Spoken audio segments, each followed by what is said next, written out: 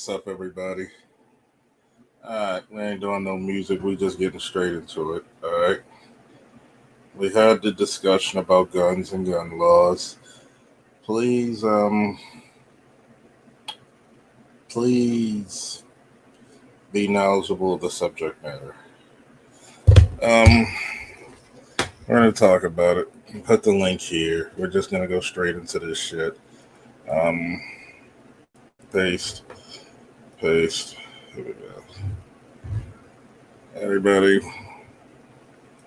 I'm gonna have different opinions since many people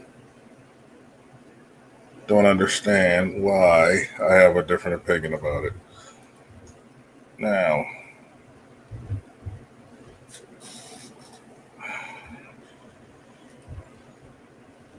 this is what I'm saying about gun laws and guns. Yo, can you hear me? Yeah, you good. Okay. I'm gonna say this about gun laws and guns. Okay. Um, a lot of those major cities don't like gun laws. Here's the problem. They utilize just like they'll utilize that Wisconsin shit, just like they'll use the shit that happened in Towson a day ago about how people shouldn't have guns and to protect them. That's wild ass people doing it. You know what really, one of the more shocking mass shootings I've ever heard of was the Dylan Roosh shit in the Carolinas. That upset me, man, because that was the one who went up in the church, right? Yeah. Yeah. Any And other killed them. time, black people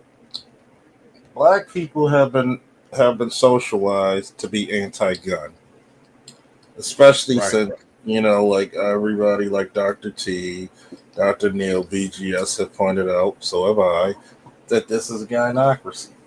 And here's the problem: how the fuck do you defend yourself against crime when all you're doing with those gun laws in those major cities, which what urban environments breed criminality? It's not about, because if you think about it, statistically, law abiding citizens do not commit crimes. Law abiding Did, citizens carry it and hope they never need it. It's the did you see criminal the element. FBI number? Did you see the FBI numbers, Well, Charles?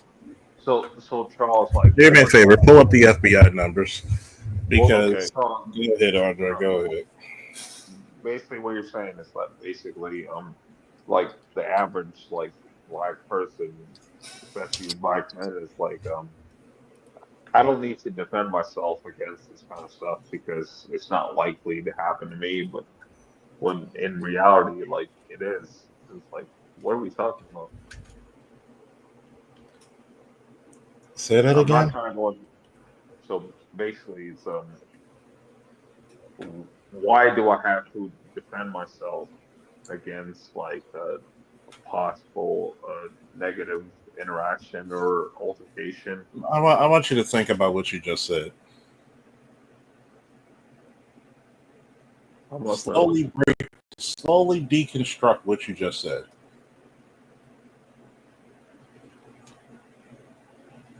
Do you know when crime's going to happen? No, you do not. Do you do you pick the time when crime happens? No, of course not. Hold on, hold on. So my question would be, brother, do you leave your blinds open when you go to sleep? Oh, hell no. Okay. Do you do that because do you leave your door open when you go in your house? Do you not lock your door? Well, hell no. You don't lock your door? Hell no. What am I, You white? I'm talking about, do you lock your door to your house when you come in your house? Yeah, yeah. I Okay. said hell. I said hell no. What am I, white? Like, no, I don't do that. Here's Okay. the So here's the reason so why. so If a so the guy reason punched you in the face, right, would you defend yourself? Yeah. And this is the problem when people do the research about gun laws, right? Gun laws were originally made for who in America? black people, White people, I would say. Let me they're let me made for put this black out. people, for slaves. that was coming out of slavery that was using their guns to shoot the Ku Klux Klan, they had to figure out a way to make sure that we didn't get them. And for those who don't think that, and y'all were here yesterday when I did a live stream, when motherfuckers think I'm a drone of BGS, how many times do me and BGS disagree? We seldomly do, but there's some things I'm going to say, no, BGS, that's not right. I can tell you, Baltimore is one of the major cities in America. It has literally the 8th largest police department currently in America. That being said, we deal with the same thing from New York, Detroit, and LA. It may be smaller, but we deal with the same thing. I can police y'all it. DMV. Y'all DMV, yeah. So y'all so close to each other. The DMV is like right there. So it's this is the reason why. It's control. They talk about most of the guns that your criminals use are not legally owned guns. Okay. So Charles, you've actually said something before. I said to you that like I do have like a lot of friends from New York that are really good in Call of Duty. You said that the reason why they're so good in Call of Duty is because they're proficient. Call of Duty, and I'm gonna just stop you there. Call of Duty and real gun handling is totally different. 10 million miles. No. Because if you're gonna make a stupid statement, I'm gonna block you off this. Yeah, we gotta stop that. Because this is the part. This is the part about it. First of all, you need a front sight from your rear sights to your front sight. You need trigger control, breath control, recoil control. It's like you need to be able to control the recoil. You got to reset the trigger. That's not the same shit. Okay. Well, Charles, like I'm honestly not trolling, but like initially you said that like the reason why they're so good in Call of Duty, like these New Yorkers that play Call of Duty, is because they're proficient in small arms fire. Well, it's really bad. Like it doesn't equate the same. Here's a video on the show. Okay. It doesn't equate the same, but it's like I get what you were trying to say.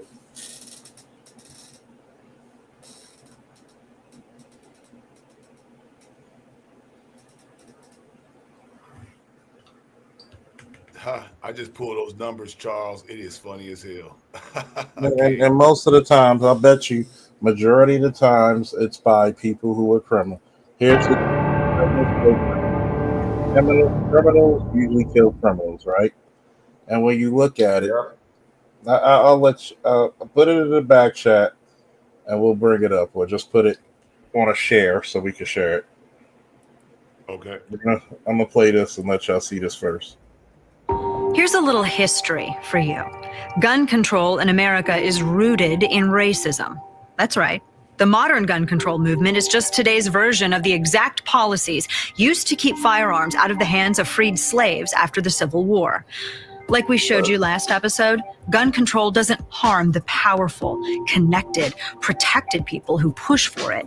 It's always been about controlling a segment of the population. And what better way to maintain dominance over an ethnic group than to ensure they're disarmed? Don't believe me? Keep watching. Gun control has absolutely nothing to do ideologically with the control of firearms. If you do even a most cursory look at history between guns and gun ownership, you will find that without question, gun laws were created to restrict gun ownership from certain classes of people. Long before the revolution, long before the drafting of the Second Amendment, laws were passed in the various colonies in what is now the United States to take away guns from minorities.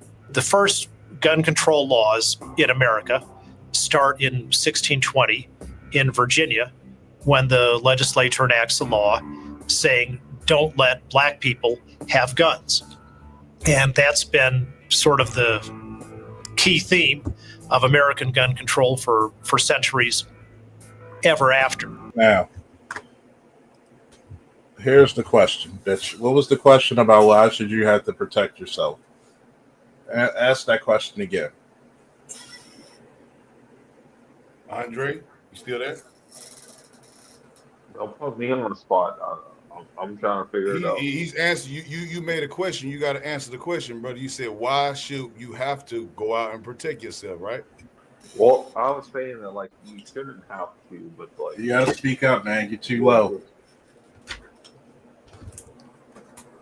Yeah, your mic is low, bro. Yeah, I was saying like you shouldn't have to do that, but like in the real world, like you're gonna have to protect yourself. Is it violent where you live? Where I live, Yeah. not as bad as what I'm used to, but yes. How many homicides do you have in your province or your city? I haven't looked it up. Go look it up. When is the last time you seen on the news a homicide in your local area by gun? Quite recently. Is it But a it's like- normal thing, or is it an every week thing, an everyday thing, or what? Well, just like not an open air. I'm not gonna say this stuff, but like I'm gonna say it, Dre. You're mumbling. You got to speak up because people can't hear you. well, on open air, I'm not gonna say this stuff, but like quite recently. You don't have to be exact, dude. Yeah, we're You not don't asking you to give a snitch statement to the police, man. I know Charles is a cop, man, but come on, man. Let's go, man. Just give us the shit. How When was the easy, from a last time? scale of 1 to 10, is it for buying a gun in your city illegally? Sorry, would you ask me? How easy, How easy is it to buy a gun, bro? How easy to buy a gun? from 1 to 10, Pretty easy actually. Like when I first moved illegally? here, illegally. From a scale of 1 to 10, illegally, how easy is it to buy a gun in your city? So when I first moved here, I actually bought a handgun for $400, and I was like, "That's crazy! I've never bought a gun so cheap before." So that would be one. Would it be legally or illegally? Well, it was a legal handgun, but Okay. Now, how easy was it? A matter of minutes, a matter of hours, days? so for example, where I'm from, like an average handgun costs 2,000 to 4,000. Yes, an average handgun. A new gun. Yes, well, not even a new gun. It's just like an average handgun costs 2,000 to A 4,000. used gun. Yes, used handguns cost 2,000 to 4,000. So you bought one for 400. How hard on the scale of 1 to 10 was that for you to do? Could you just go out there to the local speakeasy and get it? Do you know somebody that knew a person that knows a guy? Well, I bought it off of a drug addict. So Okay. Yeah. Well, that would be a gun that you probably shouldn't buy, because if you do anything with it, chances are there may be bodies on that gun. But well, I mean, we don't care Charles's about point, but to we Charles's don't point, care about bodies on it. you would want to care, because if you get caught with that gun, you're gonna catch them bodies, No, whether you did it or not. That's I how it mean, works. Charles, Charles, we are a Charles, little am bit I lying? smarter. Am I lying, Charles? No, you're not. Be up on this. But here's As a the police point, officer. because here's the point. Number one, This was years ago, by the way. Of course. I'm not here to indict nor arrest you. I'm just saying, how easy in your city is it to do so? God damn. But Like, he acting you like he going did to- the interrogation. I thought like he on 448, Charles. You're going through the whole spiel. I just asked you a number from 1 to 10. BGS, Yes, sir. how easy in your city, which is LA, right? Sorry. LA County, right? Yeah. From a scale of 1 to 10, how easy it is to buy a gun illegally on the street? If you're in the know, it probably take you maybe an hour. Thank you. So that would be probably about a 10, 8 to 10. Yeah. Yeah. So, Andre, see how easily could you buy an illegal gun on the street? Well, I have actually heard. Listen to the whole thing because you're listening. Comprehend what I'm saying.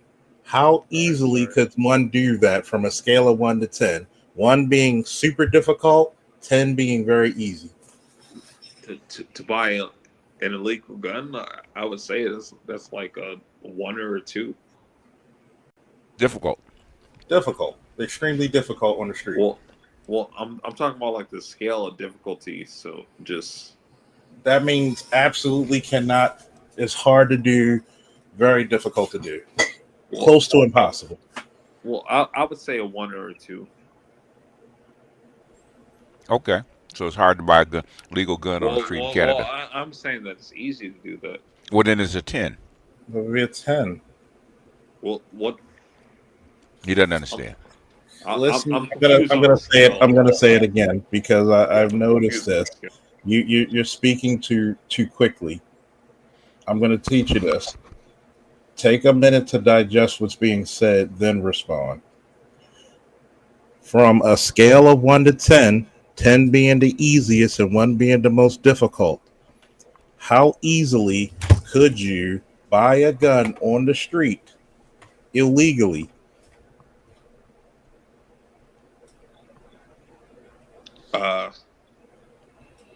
So 1 is the easiest. Okay, Andre. 10 is the easiest. How hard? And 10 is the easiest. 1 is the hardest.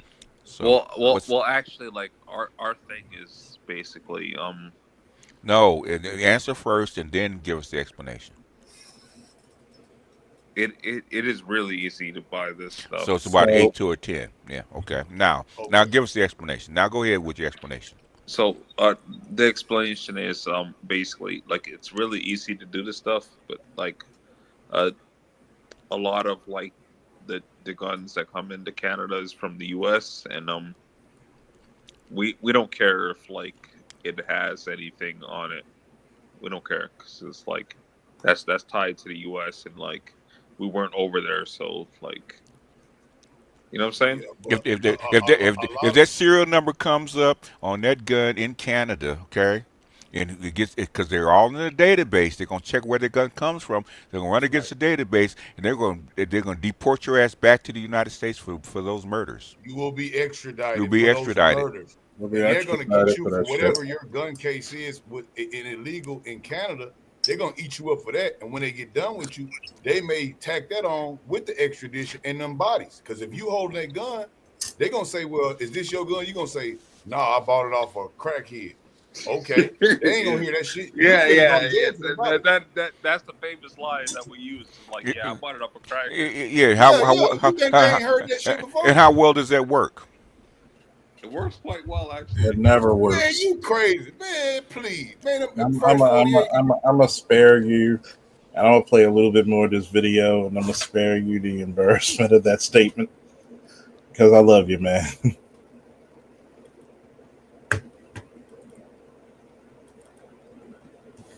God damn it, play. In the famous Dred Scott opinion, Justice Tawney makes it clear that one of the reasons blacks should not be treated as equal citizens is that if they are, they will enjoy the right to keep and bear arms wheresoever they go.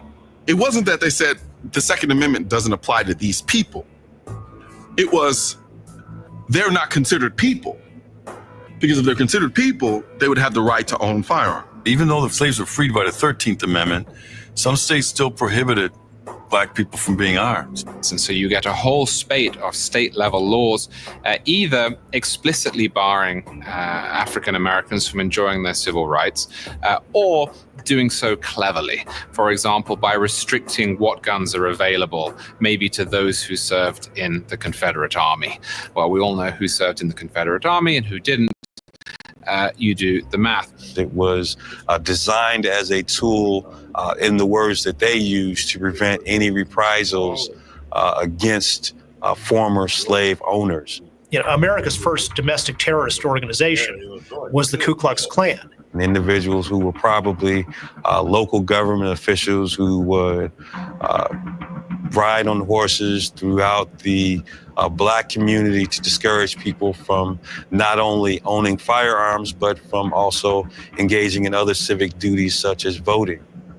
I can't think of anything more simplistic than the idea of how do you terrorize a group of people who are armed? You really can't. So what do? You do everything in your power to disarm them in every way.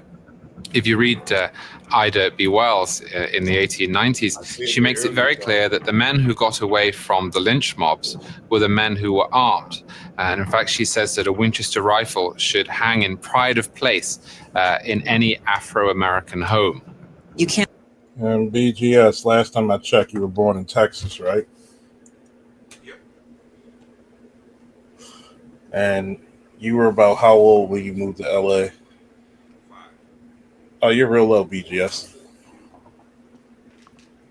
Your mic low, bro. Oh yeah, I was 4. 4. Mm-hmm. So, for your father and your mother, who were, probably born in the Lone Star State. My mother was born in Louisiana. Okay, she was born in the Shreveport family, right? Mm-hmm. So, in the southern part, it was more common for firearms, correct? Yeah, because you had to hunt. Yeah. You had to hunt. You had the police were how long away? Yeah. If they become. Oh yeah.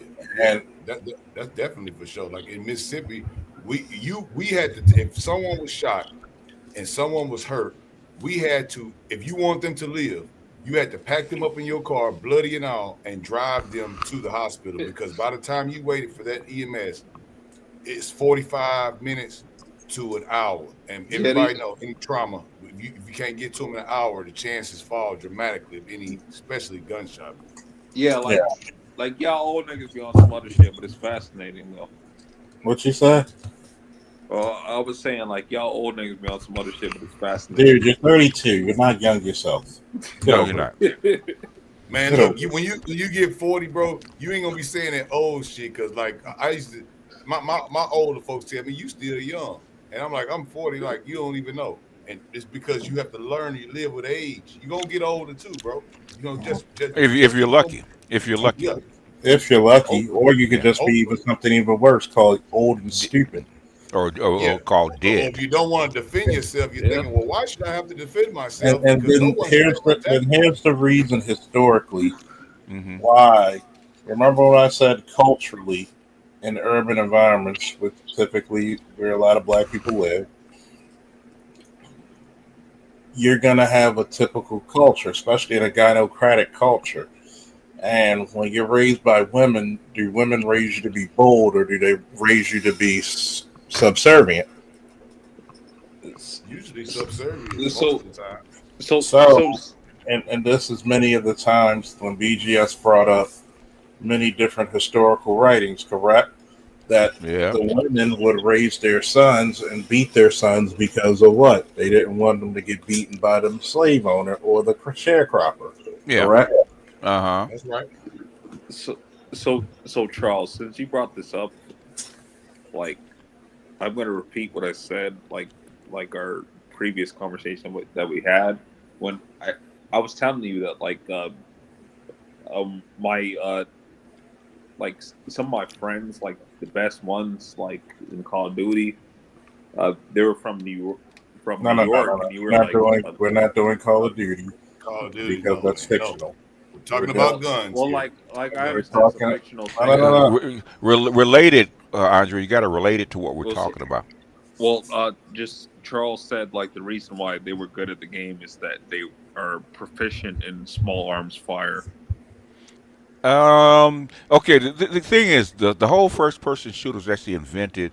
It actually came out of Lucasfilms. It was actually co-sponsored by the military, because it's a simulator will actually fast track you into not necessarily shooting a gun, but the thing is gun strategy. Okay, it will give you. It would actually put you into Yeah. to the mindset, gear you into that world. Yeah. So when you get the gun, okay, they don't have to change your strategy because you've been through it 1,000 times. Okay.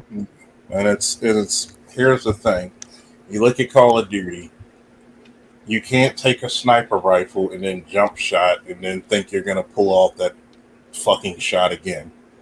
There's a reason why there's pros and cons to every firearm. Meaning, can I conceal?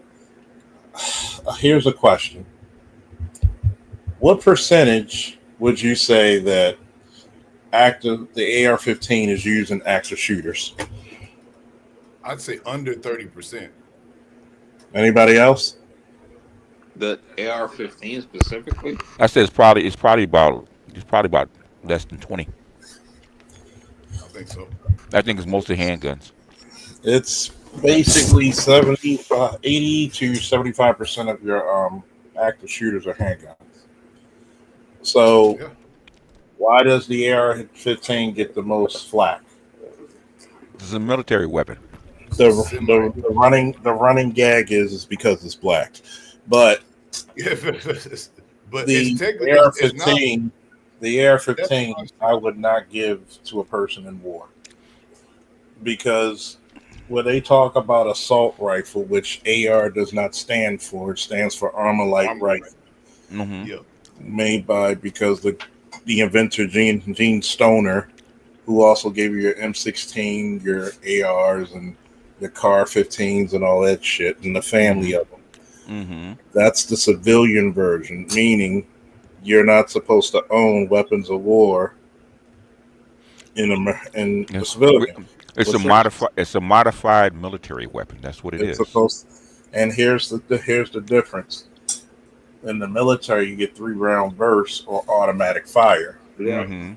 When you actually take that and change it, now then it becomes and that was exactly what the guy in Las Vegas is. He modified the gun. So it's still not an M4. It's still not an M4. So what? To what Charles just said, like actually, it might be different, like where I live, but basically, like the highest capacity is a 3-round burst is what I can get. That's the fire selection. That's the fire selection. What's a 3-round burst? Well, the 3-round burst that I could get was like an assault rifle, but it was a 3-round burst. What's a 3-round burst? It was a HK. I don't remember exactly. What does the term 3-round burst mean? Well, 3-round burst, like just like shots. Like I'm not sure how you want me to explain that, but every time you touch the trigger, 3 shots come out. Yeah, that's what I'm talking about. It was so in other words, that's illegal. That's illegal to own without a certain tax stamp. What was the AR-15 designed for originally? AR-15 was designed for one. They designed it because they were looking for different weapons to give to the military. It's a military. It's designed as a military weapon. That's how come they don't. That's how come it has such pushback. Whereas a home defense weapon is a handgun. It depends. Or a shotgun. Because when you a shotgun, or even something that's more deadly, more powerful, which is a hunting rifle. Okay. Which is 270 on there. You know. Here's the difference. Here's the difference in ballistics. Here, so y'all got it good. Here's the difference in ballistics. The 223 round is actually safer when it hits sheetrock than a 9mm or 12 gauge slug or double-aught buck. Yeah. And what happens is, what makes it look like, because here's the funny part, right? A mini Ruger 14, right? Yep. You've seen it, right? Usually it comes, even though you can modify it to plastic, but how does a mini 14 look? It looks like a military weapon. Wooden stock. Wooden stock. Let me see if I can find it for you. Okay, the thing is, when lawmakers look at this shit, man, ain't that the crossover? And when lawmakers look at this shit, they're not stupid, man. They know what the shit is designed for. So Yeah, and but to the point of it, And they know that you don't need, like you said, the active shooter. Not 85% of active shooters use a handgun.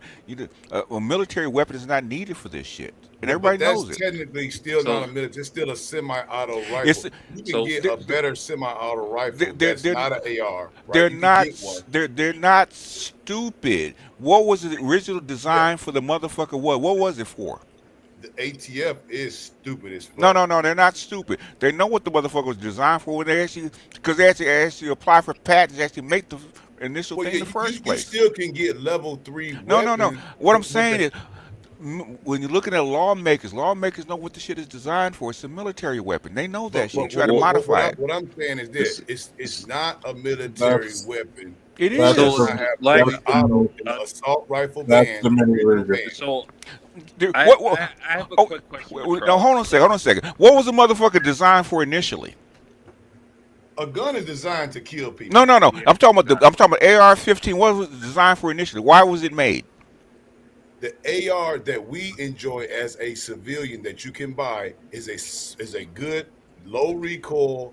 Okay, and It was you got- the initial. I'm giving you Okay. low recoil. Okay. Right? So Range okay. it, wait, range just it. You can get the 5.56. I or you understand can that. get 223, right? And it's semi-auto. Well, It's well, not an well, assault well, rifle, and a it- true it- assault rifle. An AR-15 is a replica of what?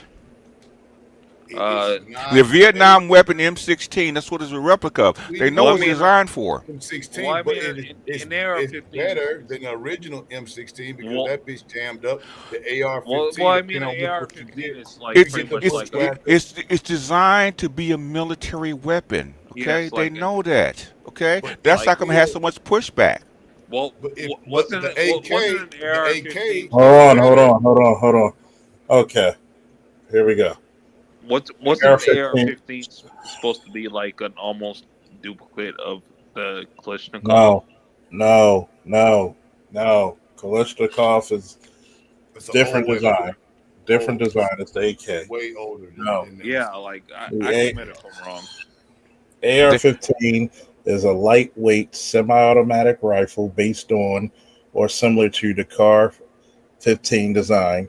Colt model removed the select fire feature of its predecessor, the original Armalite AR-15, which is scaled down derivative of the AR-10, which is usually 7.62, by Eugene Stoner, like we talked about. It's closely related to the M16 rifle. Now, let's get back down to here. Remember, this, when they took the selector switch off, it's a civilian version. Right. That's what the difference was in the damn law, right? They had to stop you from being able to own something that has selective fire of 3-round or fully automatic version. Now, from 1994 to 2004, the federal assault weapons ban restricted the sale of Colt AR-15s and some derivatives in the United States, although it did not affect rifles with fewer listed features.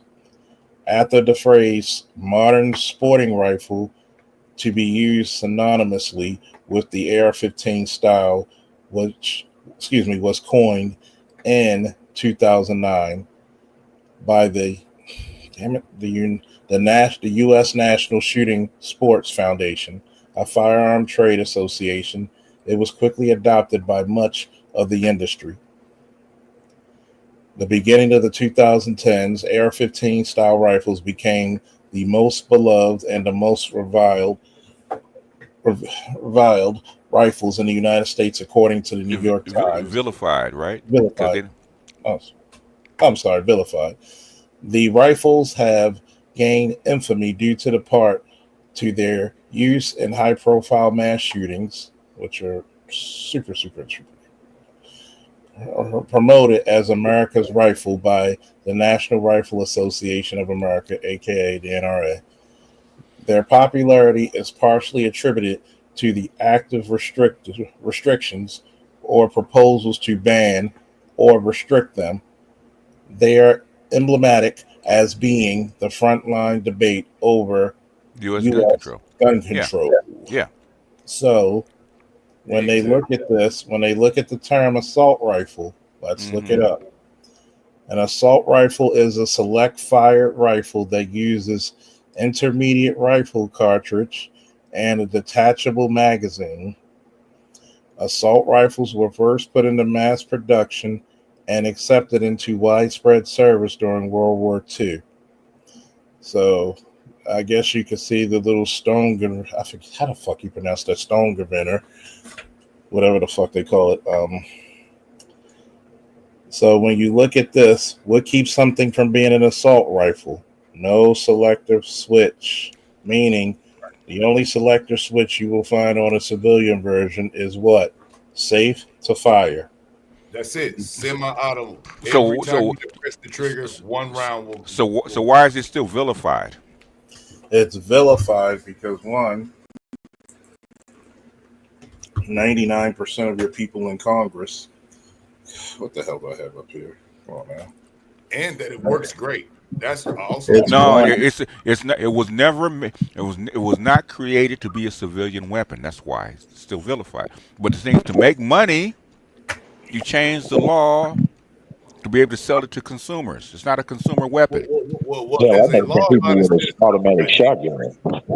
BGS. Okay, I'm with you on that, right? Okay, when you saying it's a weapon of war, let me go with that. Okay, so It is a when weapon you of got war. the enemy combatants using fully automatic AK-47s in a standoff, what are you supposed to use? You then if you really want to do it, you go out, you get a what is it? What do they call it? A Barrett. You take his ass down. And even if you got a Barrett, that's $7,000. So Yeah, what I'm saying that's what you use. That's what you use against the AK-47. It's called a Barrett. Okay. I'd rather get an automatic shotgun. Automatic shotgun is not going to do it. So automatic shotgun is not going to have the distance. So you can get an AK-47 here for under $400. I'm talking about fully auto. You know what I'm saying? You could get an AK-47 here for under $400. In other words, it was never intended for weapons of war to be sold to consumers. That's how come you have the pushback. That's why you still have the pushback. Okay. But it's still not that 5.56 version. BGS. I have to stop you there. It's not a weapon of war. What was it designed for, man? The 5.56 round, the NATO round. The NATO. NATO. What does that mean? That round is highly undersized. It wasn't designed to kill. Okay. The thing is, they changed the bullets to wound rather than to shatter bones. Okay. In other words, the round is designed to go through you. Okay, so that you can survive. Soldiers can actually survive a wound. Okay. They changed it. Here's the difference. Does anybody know the difference of the 223 and the 5.56? Here's the real difference. Two differences. Mm-hmm. It's a slight. I would think the 5. Hold on, Andrew. Go ahead. And one is to bring down game, which is a bigger thing, and one is for human beings. The I think 5.56. it's the beat per second and the powder charge, isn't it? The 223 is designed to do what? Bring out a fucking animal. 223 is here's the real big difference. The 223 is a slightly so you wouldn't be able to tell from the naked eye. Slightly different in diameter. Slightly. 5.56 slightly bigger from diameter. You wouldn't be able to tell from the naked eye unless you measured it. And it's more gunpowder in the casing. Right, the charge. Because here's the part about the tumbler, which is the nickname of the 5.56. The tumbler? Yeah, it'll spin. It will. The reason why they call it the tumbler is because it hits bone and it dissipates. It shatters. So it can kill, but the real important purpose of it is it's supposed to be a force multiplier or subtractor, if you will. Or because if I wound you rather than kill you, somebody's got to get him off the ground. Exactly. So we got to take 2 or 3 guys to carry him. Now I just demoralized your people. So we've carried much bigger rounds than the 223, like the 30-06, which used to be the round of the fucking the M1 Garand, which was a big ass fucking round that did devastating. Hell, we used certain variations of that shit. So didn't that VAR have a big ass round like that too? Because the 30 is actually designed to bring down game. So- It's not designed to so, bring down human beings. So Charles, basically, I do have a level of insulation. So basically, like the 223 versus 556, like, I mean, it really doesn't matter to me as long as that, as long as that person. It makes sense, kid. It makes sense, kid, because this is the part. This is the one thing. If you don't have any knowledge, there's nothing wrong with saying, I don't know what the conversation's about. I'm gonna sit here and I'm gonna absorb the information. How much experience do you have? How much experience do you have in firearms training, education, teaching, and the application and practice of firearms? Like me personally, I do have some knowledge in that field. When was the last time you went to the range? I prefer just to shoot in public. Shoot in public? Man, you worried about first 48 interrogation. You doing too much, man. You can't do that. That's illegal, brother. Yeah, that's what I'm saying. It's Wait, we're gonna go. We're gonna. Okay. Now I got the stats over here that's pretty interesting over here. I don't know if you want to segue. I'm gonna finish the stats after the video, but here's when you look at weapons of war, I would not send. There's a reason why they don't send AR-15s over to Ukraine. There's a reason why they never sent me to Iraq with an AR-15, because the firepower and the capabilities of that rifle would not match the and even when you look at the even though the H&K 416 is a very superior gun, and so is the Mark 18. I like the M4 over the AR all day.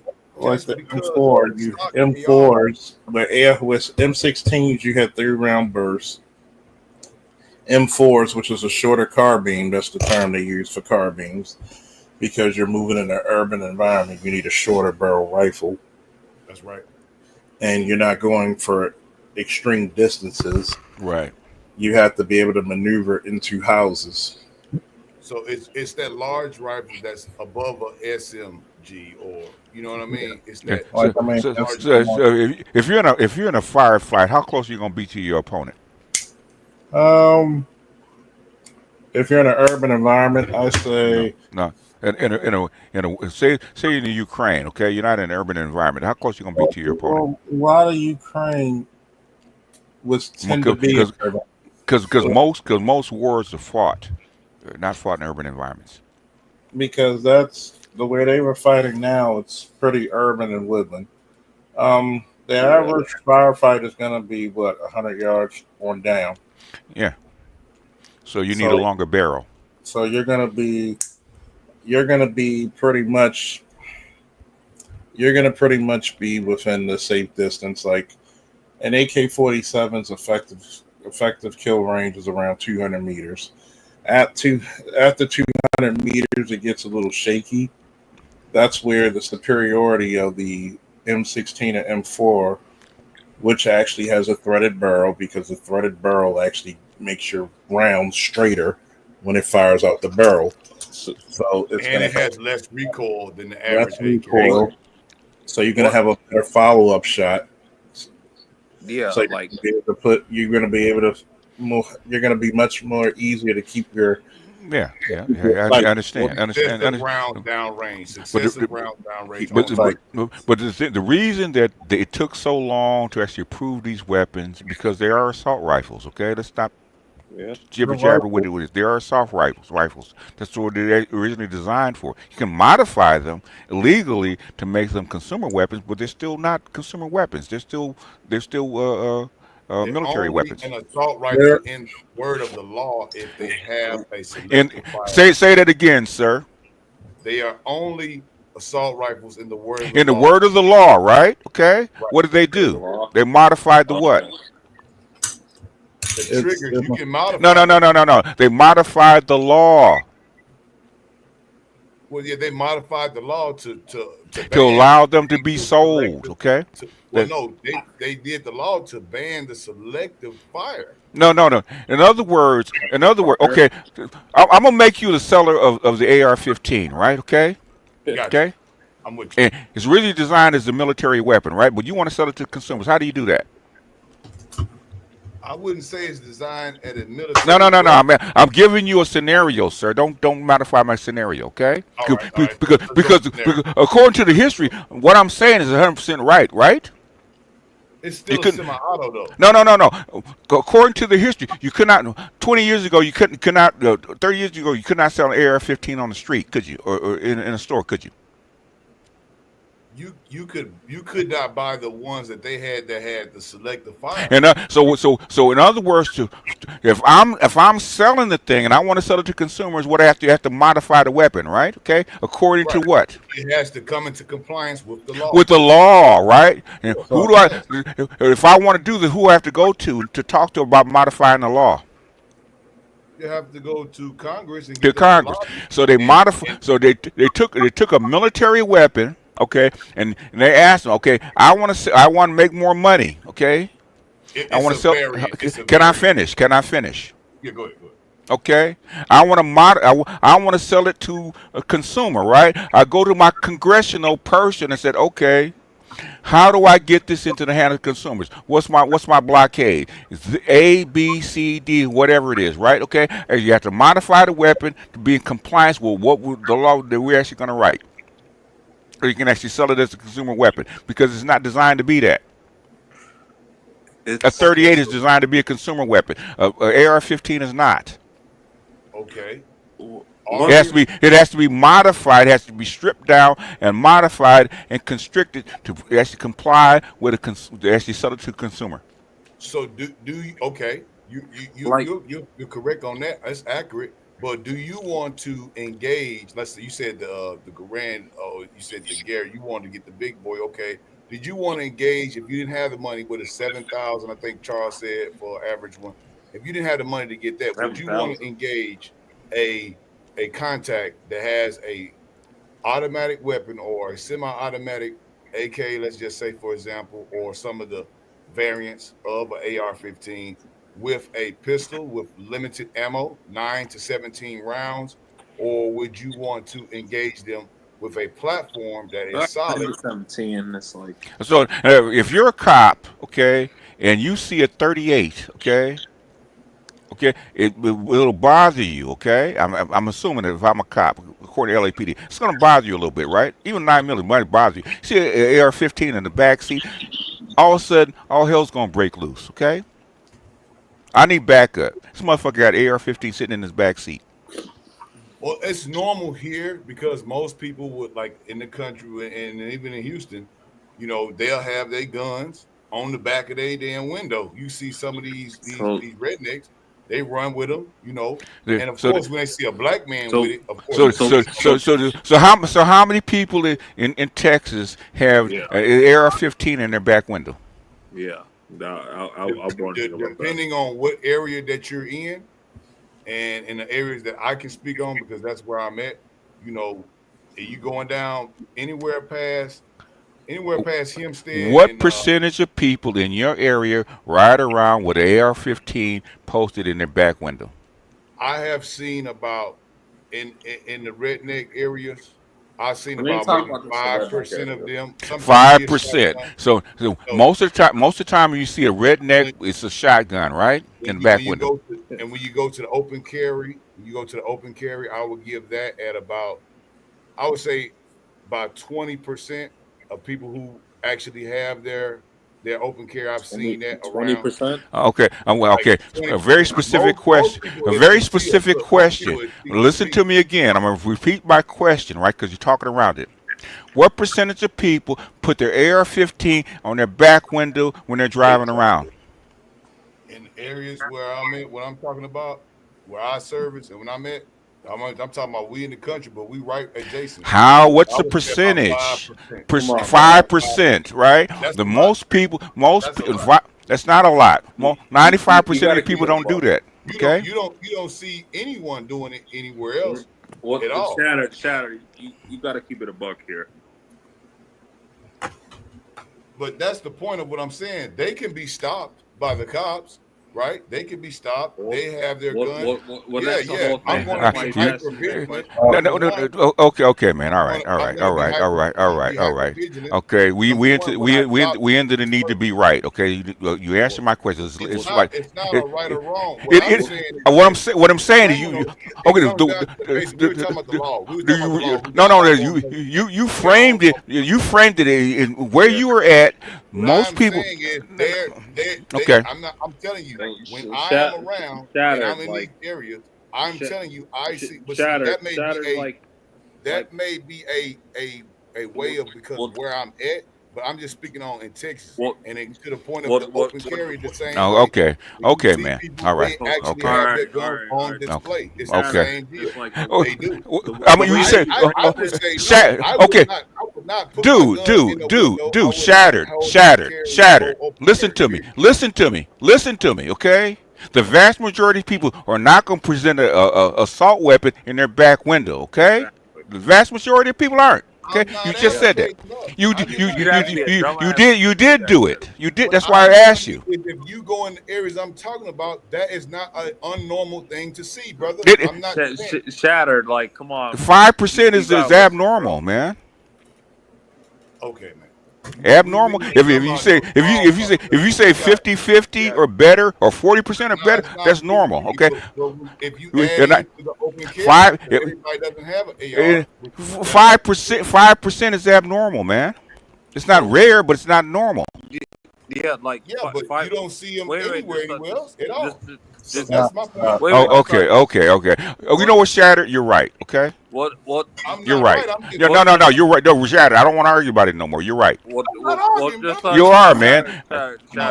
You are. Okay. Hold on. I'm gonna continue the video. You can't lynch people who are armed. You can't burn crosses in the yards of people who are armed. So they really worked hard to make sure that blacks who were free couldn't buy and own firearms because then they could defend themselves. It's underreported, but we all know Rosa Parks for her bravery on the bus. But Rosa Parks used to sit on her porch with her grandfather with a shotgun in her hands in case the Klan came onto her property and attempted to kill her and her family purely because they were black. Our history is that we have always utilized and exercised our right. And by the way, that was a pump action rifle that they shipped. That was actually a pump action. Okay. Well, this woman. The question I've been hearing like recently is did Rosa Parks Rosa Parks actually exist? Yes. What are you talking about? Did she exist? What are you talking about, man? She just died recently. What are you talking about? If we're gonna ignore that and play the video. All right, so Right to bear arms because it's been life or death. So the 14th Amendment came along after the 13th and said, these rights belong to everybody. And you can't do this on the basis of, well, we got a state law that says you can't arm newly freed slaves. When a criminal starts misusing me, I am going to use whatever necessary to get that criminal off my back. What is there to prevent a group such as the Black Panthers from walking right into the governor's office? As of today, very little. We hope to improve that situation. And by the way, this is the start of what's called the Mumford Act, which historically even the NRA, who produced this video, had to eat crow and admit that they fucked up because they didn't support the Second Amendment rights of the Black Panther. Because And with the state house. They scared because black people scared the fuck out of those. It's because black people were labor. Okay, black people were still in semi-slavery. Do you allow slaves to own guns? Yeah, and it'll talk. No, you can't. It'll talk more about it. Next couple of days. All the way up until the 1968 gun law, you have basically attempts to disarm black people. The 1968 Gun Control Act is an attempt to stop poor people from buying guns, poor people who were disproportionately black. So you have these laws that were written in a race-neutral way, but were in fact aimed only at black people and enforced only against black people. You have no right to take my gun away from me. You don't know the Constitution, right? Sure we do. We're well aware of the Constitution.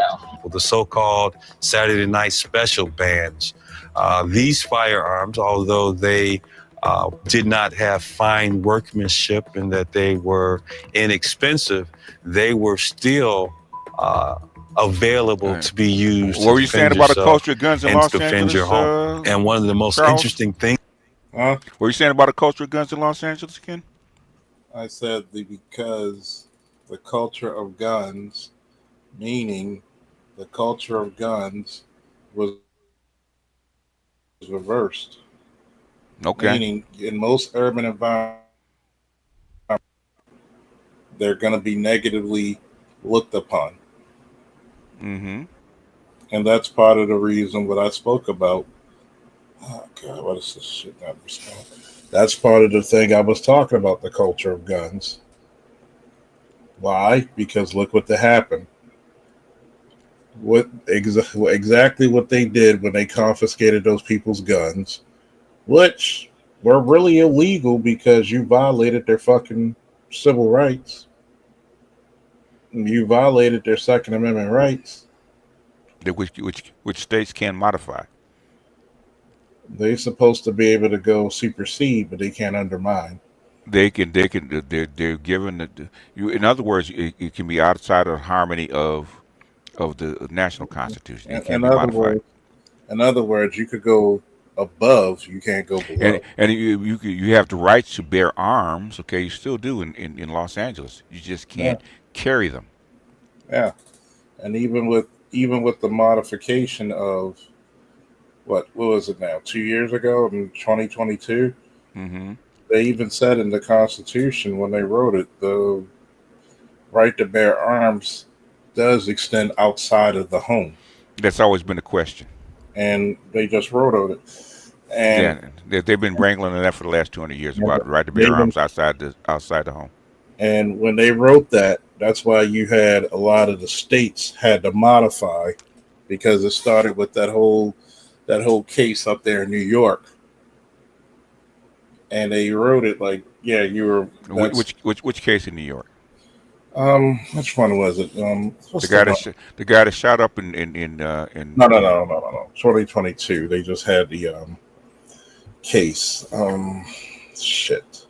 22. There was a case in Niagara Falls where white guy walked into a store and started shooting people.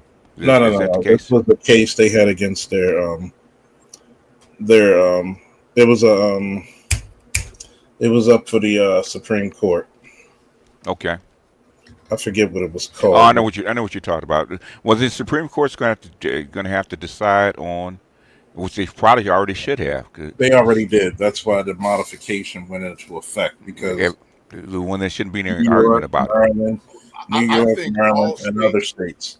I think all states should have castle doctrine, right? And that's why I like Texas. And there's typically 2 or 3 different ways that they do it. But in Texas versus, let's say, a state like Mississippi, right?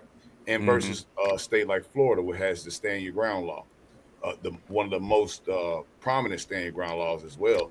But even in Texas, right, you have the separation. You have castle doctrine, okay, and then you also have castle-like doctrine, like Maryland, meaning, and everybody knows what castle doctrine means, right?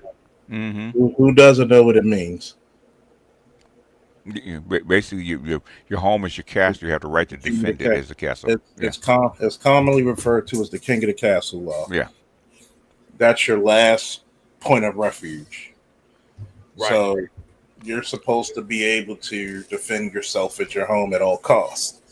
And be able to reserve self-defense automatically in any court case that proceeding after when there's a threat to your home, yeah, it Right. has to be And has to be a threat. Right, and then here's the second one, right? The second The one only is thing you can't Because do, you can't invite somebody in for a cup of tea and blow his head off and Blow his claim head castle off, of doctrine. you can't, they're breaking you in, can't shoot, entering. you can't shoot the guy if he's running out your house and he's facing, and you can't shoot him in the back unless he's going after, or he's trying to get a position of advantage. Because What about shooting in the leg if his back is facing? And even in Florida, that they bypassed that because that football player, the guys were in the car fleeing, and he shot him. Okay. Yeah. And even though they did attack his house. Okay. What about if you shoot him in the leg if his back is facing you? It's still the same thing. Let me put it to you this way. Same thing. This is. I'm going to answer your question, right? Where are you taught to shoot? Where are you taught to aim when you shoot? Where are you taught to shoot? Where should your front sight be? When you're looking out your rear sight and you got your front sight, where should you be aiming? Head or torso? Center mass, right? Center mass. Center mass. What's the smallest place you could hit? It is very difficult for people to shoot the head, especially under distress. True. You have to go through extensive Especially right training when to get that shit off. And shooting somebody in the leg, shooting a moving target in the leg is extremely difficult. It's extremely difficult because it's moving. Most motherfuckers can't shoot paper. Yeah. Okay. Now let's get this. Stationary paper. Let's get this in order, right? Let's say you shoot 100, right? In the qualifications. Right. Under stress, your shit goes down to 25. So most people cannot score high in the hundreds or 90s. Imagine what the people who score in their 70s, what happens to their shooting accuracy when they're under distress. Goes down to what, under 5% at best. So you're asking people to do things that, if I made you scared the shit out of you, coming up somewhere, you're trying to get inside your house, you wouldn't be able to. Your motor skills will not correctly function. You will not even be able to put a key inside your fucking your lock. So typically, yes, like you're encouraged to go for center mass, but like realistically, you should be going for. Go ahead, tell me realistically what the. Let me ask you. Go ahead, tell me what the fuck I don't know about firearms, please. Where were hard you? head make for a soft ass. Andre, where were you trained to shoot? I'm not gonna get to it. No, Plead the fifth, motherfucker. Plead the fifth. Bullshit. Man, it's not a first 48 interrogation, bro. Where were you? In other words, where were you officially trained to shoot? I learned to shoot in the streets. So You weren't. So in other words, you didn't go into a formal indoctrination or class or any kind of training to shoot, did you? no, I did not. But So in other words, so somebody that's been in the military, trained in counterinsurgency, would he not be trained to shoot? yeah, but like If he went to a police academy, would he not be trained to shoot? Hashtag yes, like- BGS butt. So in other words, who's gonna be the better shot? Somebody that's been trained or somebody that learned on the corner?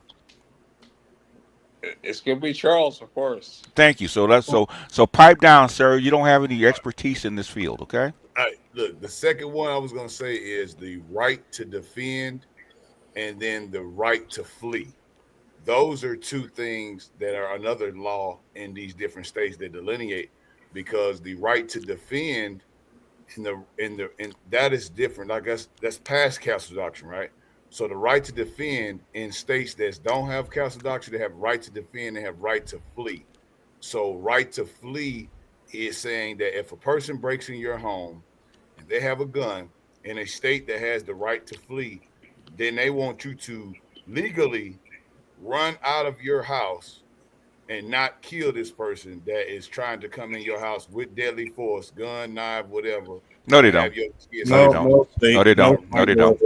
If somebody comes, I'm in California. Somebody comes to your door with a gun, you have the right to blow his head off. No state will ever make you flee your house. Nope. Oh, right, both of y'all in California. Okay.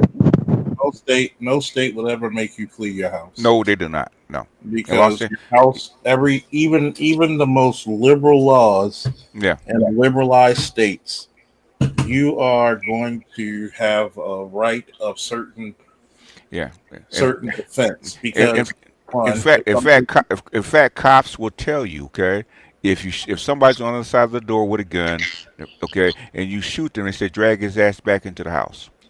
Yeah. Really? Yes.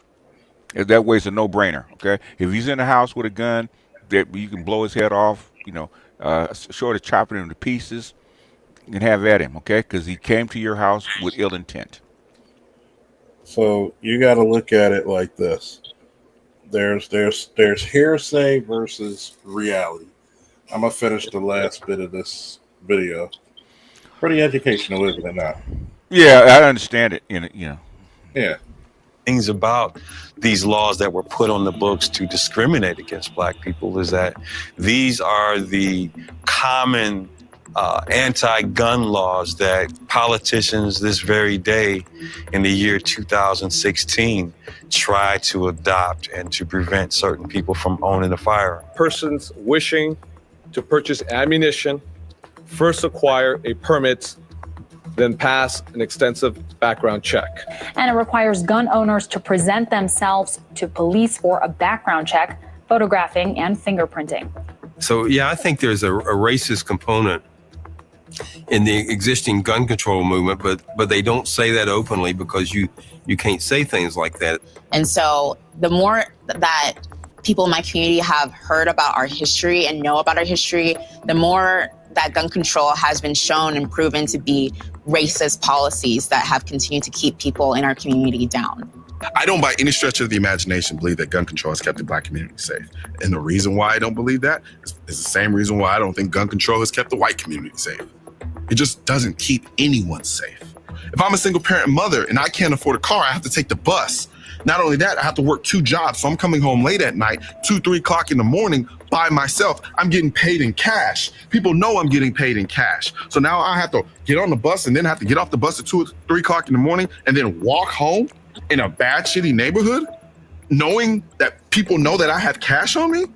So come on, man. There's a reason why in Chicago now we're seeing a record number of minorities inside the most violent neighborhoods applying for their concealed carry permits. What is it, Dre?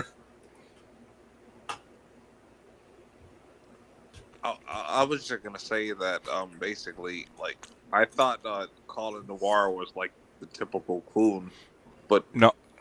Yeah, Was it he's typical definitely what? not. Like, just watching this. He's a gun advocate. But the thing is, if you He's look, also a lawyer.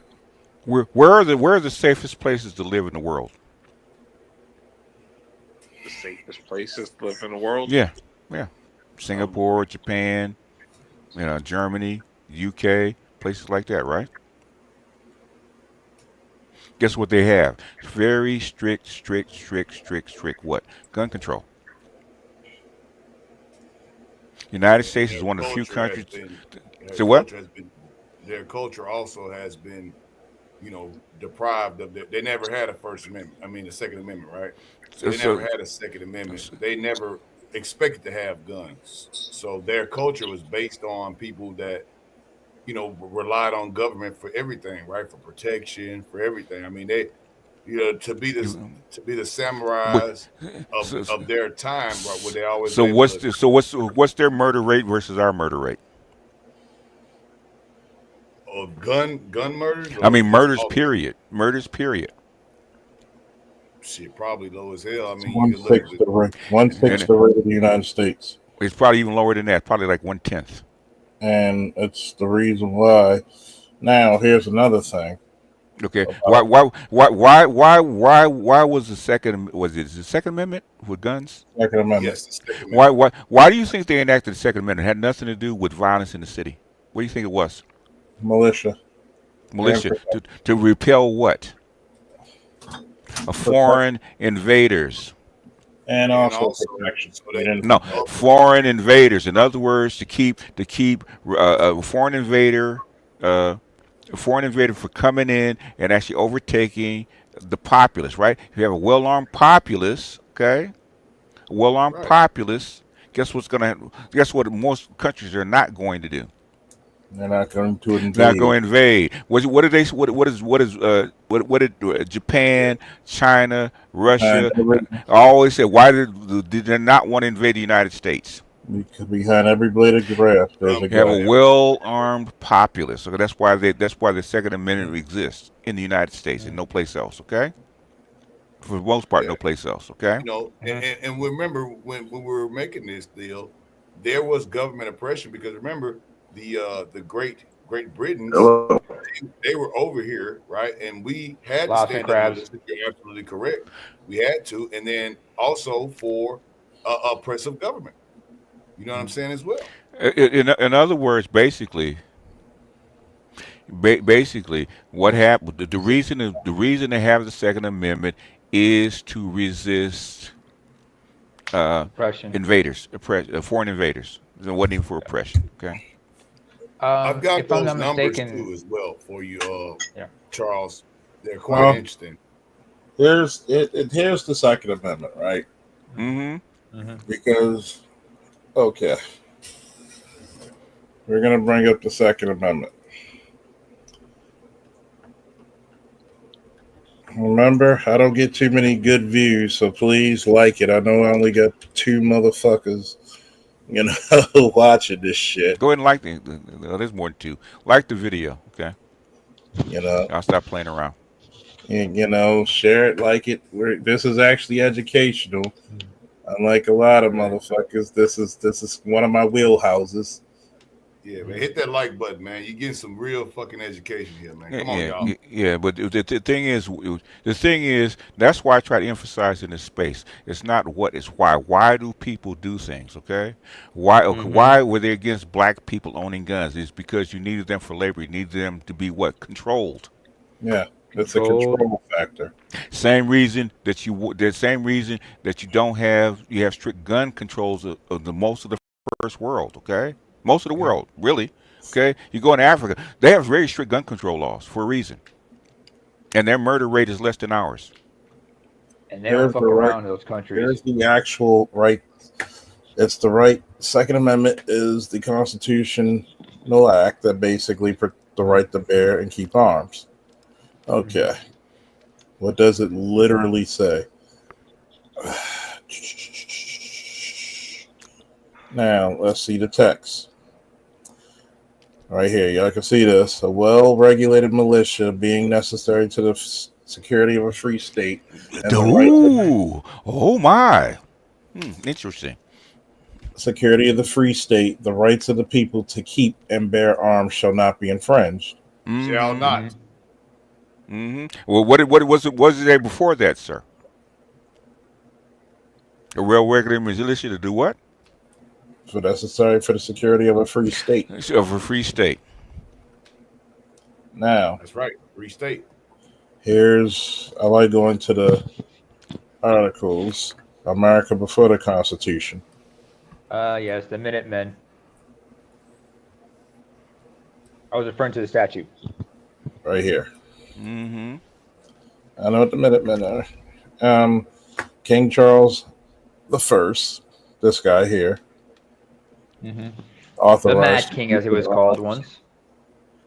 He authorized the use of special defense and safety on land and sea against destructive forces, invading forces, detrimental forces, and annoying forces. So he just said, fuck it. If they bother you, fuck them. Yeah, and that it goes into what they call amateur weapons, okay, and citizen soldiers, okay, which is something. Which is the Minutemen and also the the Minutemen. Napoleon used them. I think they started. This really started with It really started with I think it was Prussia, and I think Prussia did the same thing. Yeah. Prussia and France, because that's where Yeah. the Legionnaires were. Yeah. In other words, quickly calls it amateur weapons and citizen soldiers. Same thing that happened with the crossbow, like a few centuries earlier. Crossbow was a revolutionary weapon. In fact, BBC had a series on that called the. I have to look it up about the crossbow, what you call amateur weapons like crossbows, guns, cannons, and stuff like that. Okay, you got to remember the crossbow didn't take as much skill as the longbow. It's a longbow, yeah. Because also a crossbow was also scared the shit out of fucking knights because it was armor piercing. Yeah. In other words, it was an amateur weapon. In other words, it didn't take years of training to learn how to use a crossbow. Nope. But it did take quite a while to reload. That was the one drawback. Not really. No, they had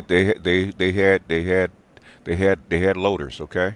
Had loaders. They had to wield the twist loaders, or you could just pull it. Or you can pull it. Yeah. Yeah, that fucking ballista on those siege machines back in the fucking like in the medieval times. That ballista, man, that shit, they cranked that shit over so much thousands of pounds. That shit go back further. Yeah, but that's the modern day. That's the ancient cannon. Okay, that had been around since Roman times. Speaking of weapons, I got a clip for you not to share for the stream, but for you to look. You don't look at behind the scenes because it's a 2-minute clip from a TV show. So, and speaking of weapons, yeah, that's what I want to get. That package. Now, here's the part about government tyranny. A foundation of American political thought during the Revolutionary period was concerned about political corruption and governmental tyranny. Even the Federalists fended off their opponents who accused them of creating an oppressive regime, were careful to acknowledge the risks of tyranny. Against that backdrop, the framers saw the personal right to bear arms as a potential check against tyranny. Theodore Sedgwick of Massachusetts expressed this sentiment by declaring that it is, chimeral, of course, like the chimera idea to suppose that a country like this could ever be enslaved, or is it possible that an army could be raised for the purpose of protecting themselves or their brethren, or if raised, whether they could subdue a nation of free men who knew how to prize liberty and who have arms in their hands. Noah Webster similarly argued, before a standing army can rule, the people must be disarmed, as they are in almost every kingdom of Europe, which is another thing. You're not a citizen in Europe, and most European countries, what are you? A subject. The supreme power in America cannot be enforced unjust laws. The supreme power in America cannot enforce unjust laws by the sword, because the whole body of the people are armed and constitute a force superior to any band of regular troop that can be on any pretense raised in the United States. So part of it was also not against foreign, but remember, when you take an oath as a police officer, soldier, who are you supposed to defend the country against? Enemies what? I'll just say both foreign and domestic. Domestic. Foreign and domestic. So part of the Second Amendment is against tyranny. And that was one of the arguments they made about it. To maintain slavery. Ooh, this getting good. So basically, meaning you could defend yourself against your own government, or actually a counter-revolutionary government. Yeah, counter-revolutionary, meaning you can defend yourself against your government when they're doing tyrannical things. So here's the reason why or what if officers shooting at you for unjust causes, and you have a weapon on you? Now, here's the question: what is unjust? Well, in part, it's like they did with that one black kid where they had him in a car, and it was like 3 officers. You know, they stepped away from the vehicle. You know, and they acted like they was getting shot at, but they wasn't. So, you know, and they started like shooting at the car where the guy was, you know, where they had him arrested. He was in the back seat, so but he managed to survive. I forgot where it was. I think it was like over a year ago. What happened to the officers? I don't know. I think they got fired. Criminally charged too. They're serving time. Oh, you remember? Okay. That's called unjust. Meaning, can you resist arrest? Yes. If it's unjust, if it's unlawful, yes. But do you take the chance? Is the question. And what a lot of people don't understand is there's a time and a place. And when there's a time and a place, do you pick your preservation of life, or do you pick just to be right? Because what's the issue that we have with a lot of the women? They always need there. Would you rather be right or would you rather be correct? They'd rather be right. Because the point is, what's the difference between being correct or right? Just because you can say it, just because you can think you could do it, does that mean you correctly do it at that moment? No. And that's the one reason why a lot of women misconstrue privileges over rights. Yep.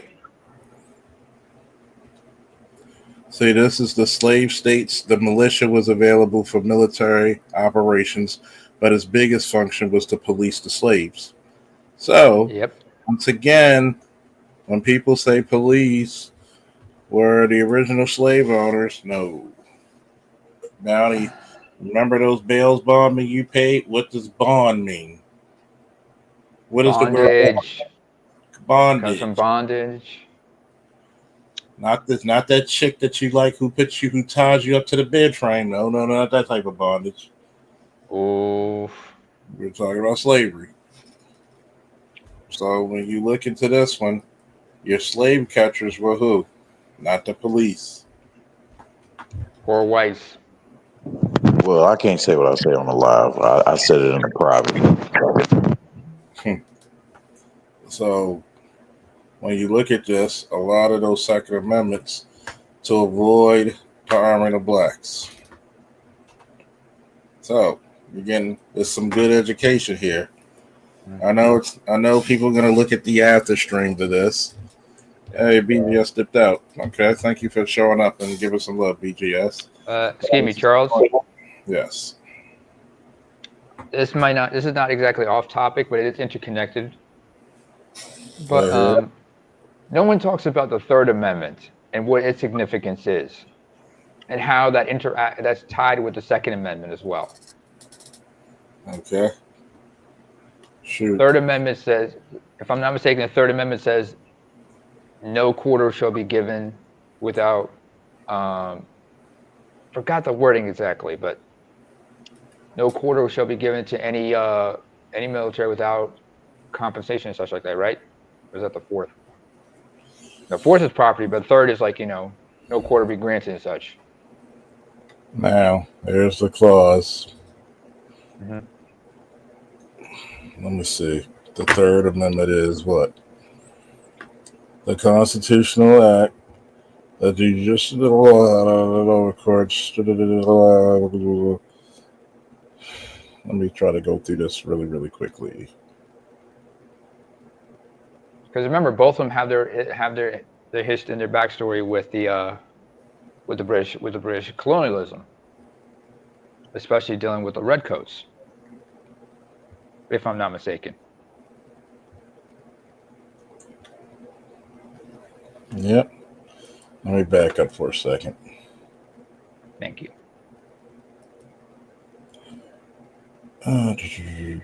It's a restriction on quartering soldiers in private homes without the owner's consent, forbidding the practice in peacetime. The amendment is a response to Quartering Act passed by the Parliament of Great Britain during the buildup of the American Revolutionary War, which allowed the British to lodge soldiers in public buildings. Mm-hmm. So in other words, if you want to lodge somebody, you need my permission in peacetime. Or you have to give them certain compensation. Now, what's so important about the fourth law, the Fourth Amendment? Any property taken by the state as privately owned shall not be taken without compensated without. Sorry, my tongue's all fucked up. I can't talk. What's the short version? You cannot take private property without compensation. Seizure.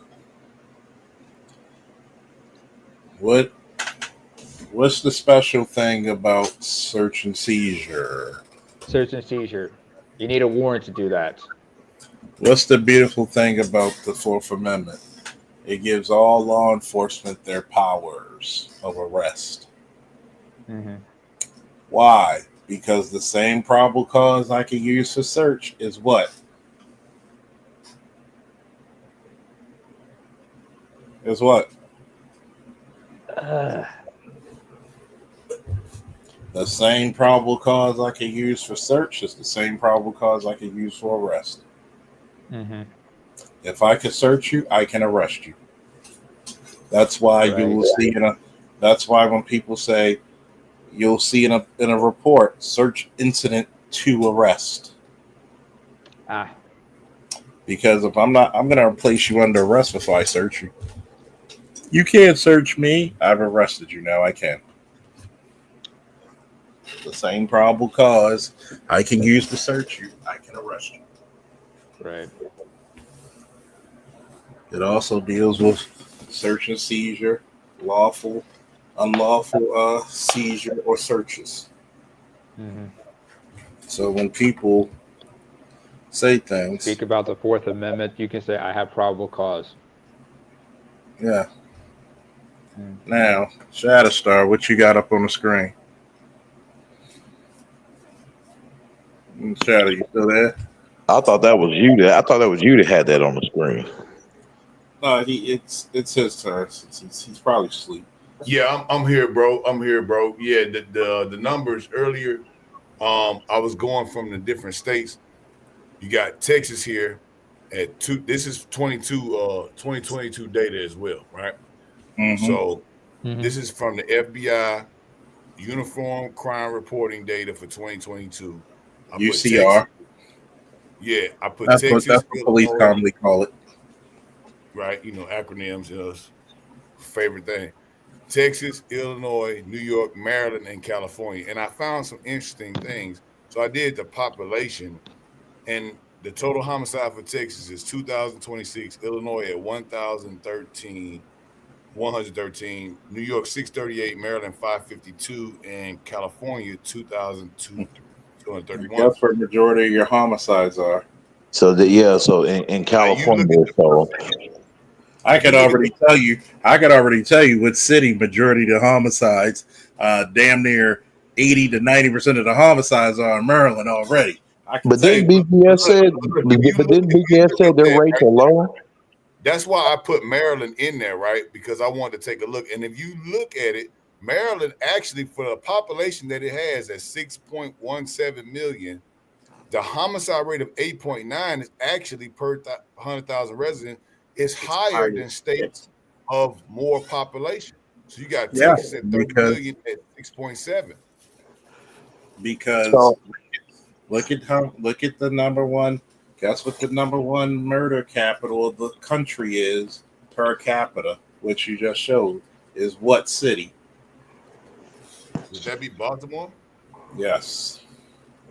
At 8.9, the number is definitely. I mean, look at Illinois is right behind by 0.1, and then to BGS point, California is actually at 5.7 per 100,000 with 39 million. Texas coming in at 6.7 over 100,000 for 30 million, and then you Oh. got New York at 19 at 3.2.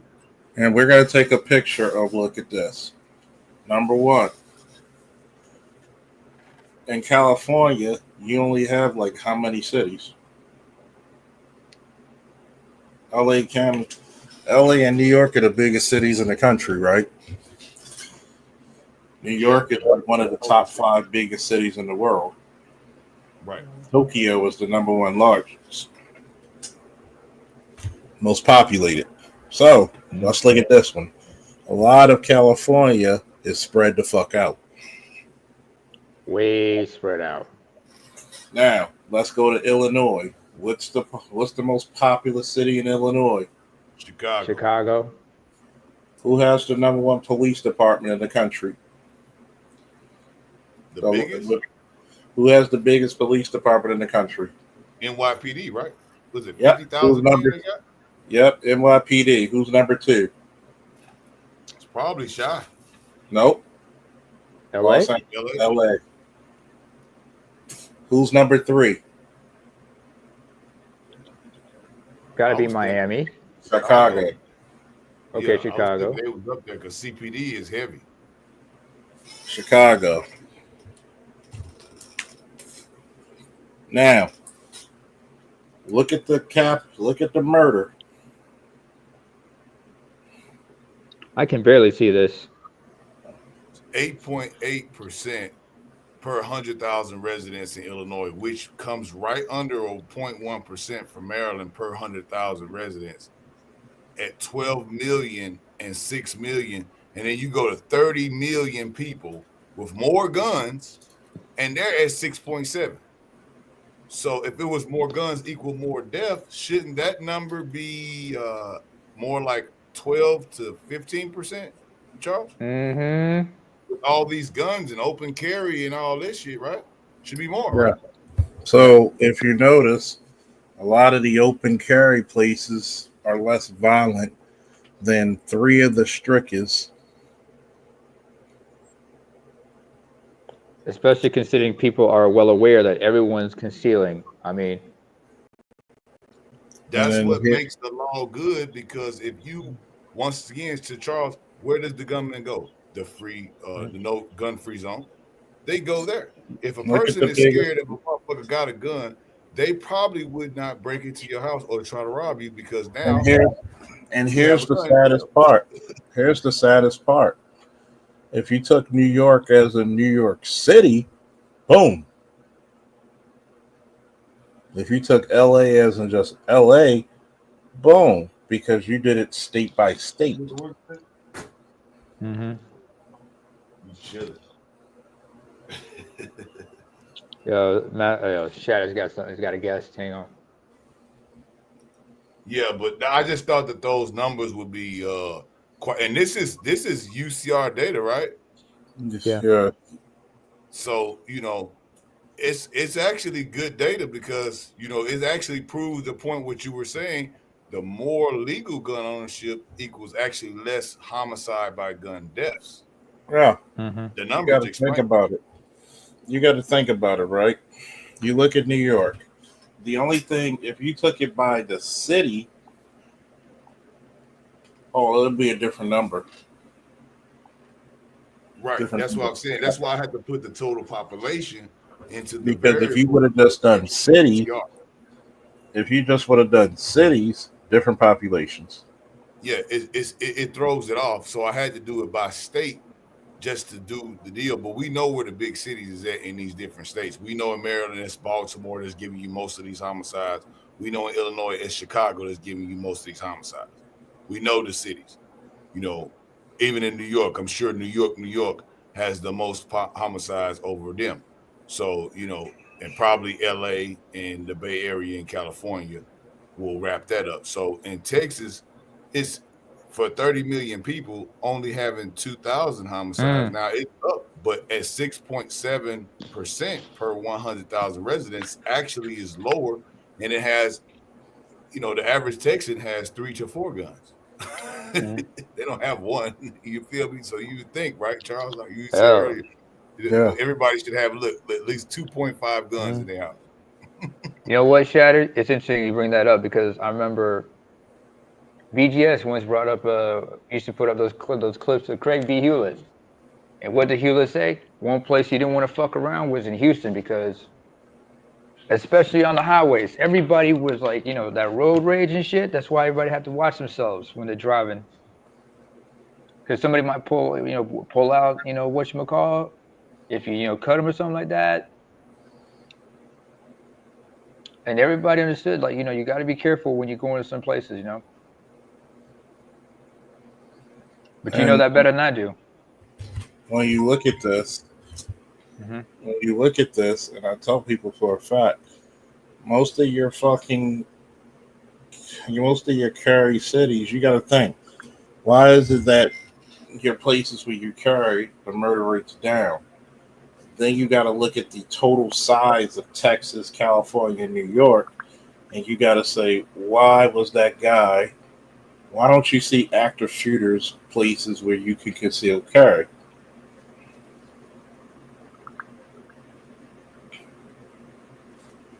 You feel me? Because when people are allowed to defend themselves, guess what happens?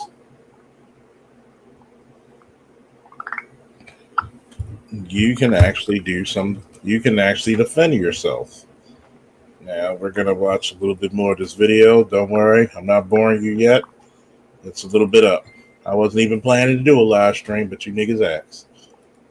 To finally try and put an end to criminals running their streets.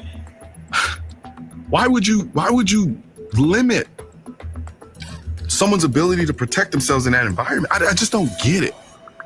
In 2010, when the Second Amendment was finally incorporated to the states, as was the intention of the 14th Amendment in the mid-1860s, it was a black man, Otis McDonald, who brought the case. There were so many people in the city, so many people in the state that's being victimized by gun laws that only apply to the law-abiding citizens. How can that be right? It can't be right. A great guy. I consider him one of my personal heroes. You know, someone who lived in an urban environment. In his case, we're talking about the city of Chicago. You know, he's been there for a while and was a fixture. And he just realized that it was not safe. McDonald says his neighborhood has changed, more crime. He's been broken into 3 times. And he's long since concluded that the gun ban is a bust. The gangbangers and drug dealers were taking over my neighborhood. They were taking over me, literally. And I was being threatened. I live in a bad environment. I want a gun to protect myself. But the laws in this place won't let me do that. And he had to fight Lisa Madigan and everybody else in Chicago for that right to do it. He's a civil rights hero, and he gets none of the accolades for being such. Like, we had to go to court for that. Like, we had to go to Supreme Court to let somebody own a gun in their own house to protect themselves because they live in a bad environment. That had to go to the Supreme Court. Where in the world does that make any sense? Now, I got to ask you a question. Would you agree that he would be a civil rights hero? Mm-hmm. He would be. Would you? Anybody? Chat? Panel? I mean, one should have the right to defend themselves in their home. Think about it. This guy's at least in his 60s, maybe 70s. Should we look at this guy as a civil rights hero? Absolutely. Here's the problem. A lot of people in the gun control side, they're not looking at it for the whole, because What they fail to realize is you can put in as many gun restriction laws as possible, but that doesn't mean anything to somebody who's a criminal, because illegal weapons are what they're using. Here's the answer, the short answer to the statement. Mm-hmm. A criminal by default is what? A person who doesn't follow the law in the first damn place. Exactly. So why would they even worry about a gun law? Hell, they're not going to use a weapon that is registered to their name. That's evidence right there. That's the easiest way to get caught. Now, there are people breaking into this man's house. Should he not? Mm-hmm. And we got 8 to 9 people viewing. Hey, let me know who's in the building. So, do you view this black man as a civil rights hero? Yes. Any sense?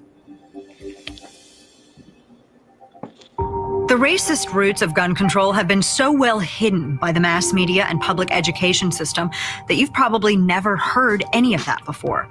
But it's the truth.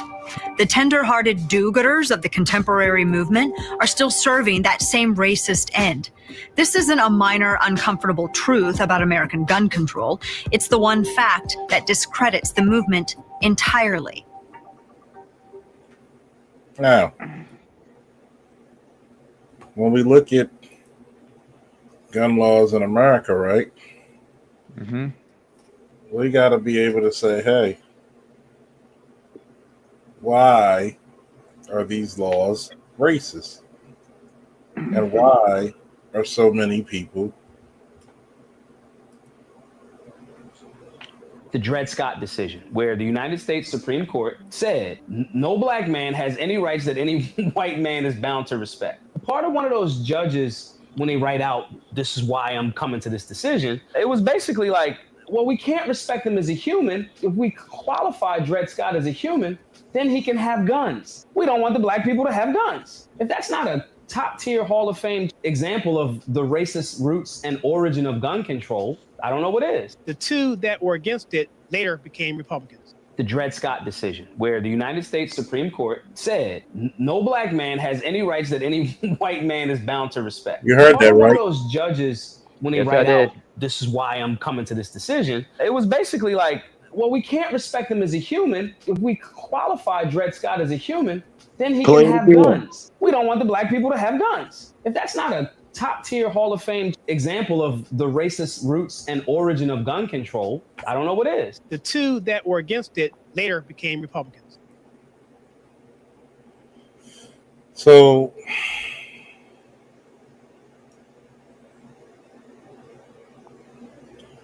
when we look at guns in America, I think this is interesting here. Y'all want to look at this?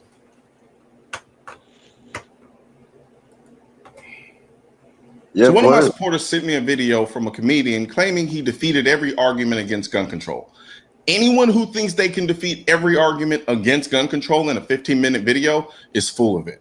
The conversation about guns has been raging for decades with people much smarter than he and I. So the idea that he ended the conversation in 15 minutes is extremely arrogant. That said, I felt compelled to counter all 23 of his points. There's a lot to unpack here, so this will be a multiple part series. Here's part 1, arguments 1 through 5. Argument 1. A straw man fallacy occurs when someone takes another person's argument or point, distorts it or exaggerates it in some kind of extreme way, and then attacks the extreme distortion as if that is really the claim the first person is making. There should be no gun control at all. Okay, if you think there should be absolutely no laws when it comes to the regulation of firearms, that means it shouldn't be child endangerment to give one to a toddler. Arm the toddlers, like the Bill of Rights intended. But let's say you are one of the crazies who thinks that a 2-year-old operating a firearm is perfectly fine. How about a recently paroled murderous sex offender who moves right next door to your daughter? Should that guy be allowed to own a gun? If you think that there should be exceptions for either of these or any other examples, then you admit that we should be able to reinterpret the Second Amendment for the time that we are currently living in. Now take a look at the comment he's referring to.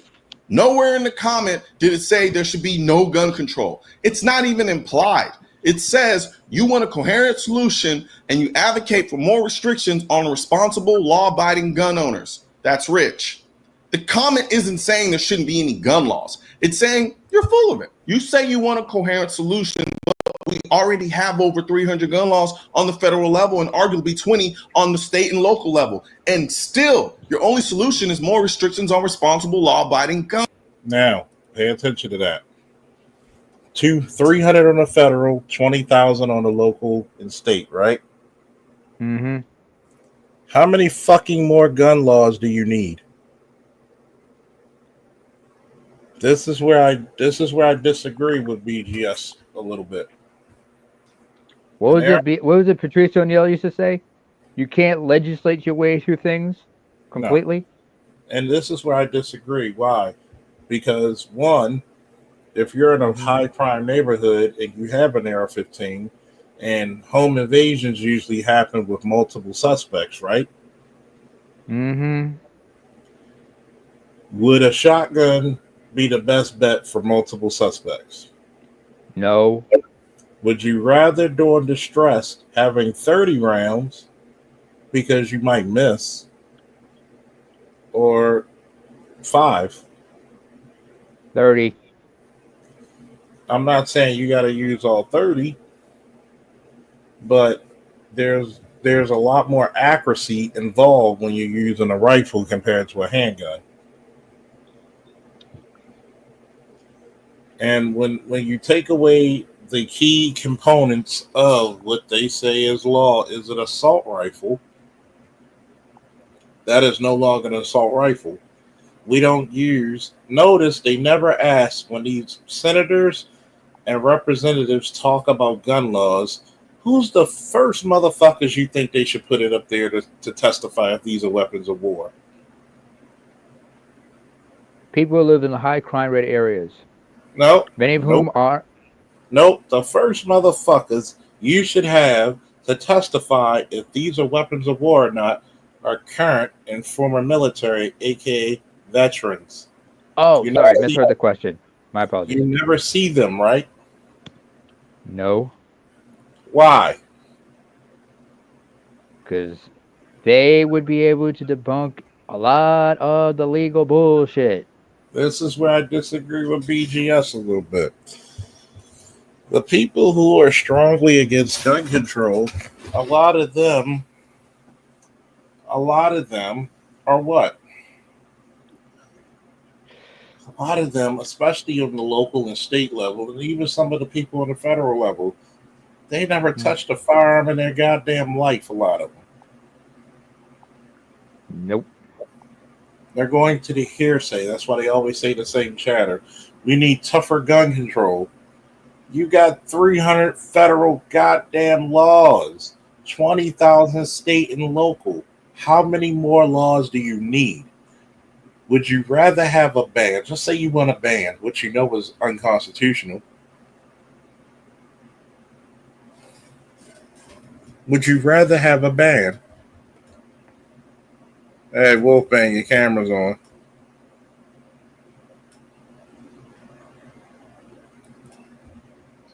Would you rather have a ban? Because now he just told you, how the fuck can you get stronger gun laws if you already have them? Gun owners. Not only is he making a straw man argument, he's trying to gaslight us in the process. We're not being extreme or unreasonable. We're tired of always having to concede more rights under the guise of compromise. After everything, after every shooting, anything, you want more and more gun laws that make it harder on the law-abiding gun owners. The Second Amendment literally says shall not be infringed. Yet here we are with hundreds, if not thousands of laws doing just that. But we're the ones being unreasonable. Not to mention, at the time when they wrote the Second Amendment, the government had muskets, and so did the people. Today, the government has machine guns, yet it's illegal for me to own machine guns. And now they're trying to ban the AR-15. So if we're going to reinterpret the Second Amendment for the time that we're currently living in, why don't I have a machine gun? Why are they trying to ban the AR-15? When they reinterpreted the First Amendment for the time that we're currently living in, they expanded it to include the internet. You can't have the argument both ways. You can't in one breath say, You can't have the machine gun because when the Second Amendment was written, it was about muskets. But then say we need to reinterpret the Second Amendment for the time that we're currently living in, but we can't have the guns that are currently available in the time that we're currently living in. Argument 2. Number 2. Yeah. Who was calling me? No, that was me. I stepped away though, but I finally heard you said you disagree with BGS. I'm like, wow, Charles disagree with BGS about what? Because I went to go get my food, so I came back. Well, me and BGS have disagreements a few times, not all the time, but a few times. This is where I disagree. When you take the key components out of something that calls it, what keeps it from being an assault rifle is that, one, the AR-15 is not a weapon of war, and it's not an assault weapon because it doesn't have a fucking fully automatic or 3-round burst capability. So, if I don't have those capabilities, I'm not an assault weapon, right? So that's why I disagree. Then on 2,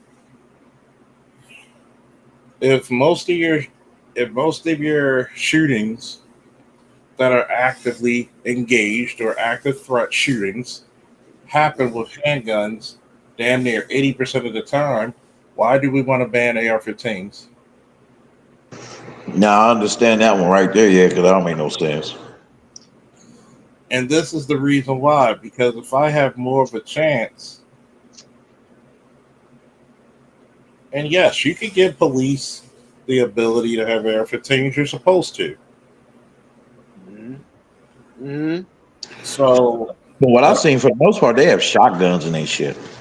I mean, some jurisdictions have rifles. They have both. Some, not all. I have a quick question.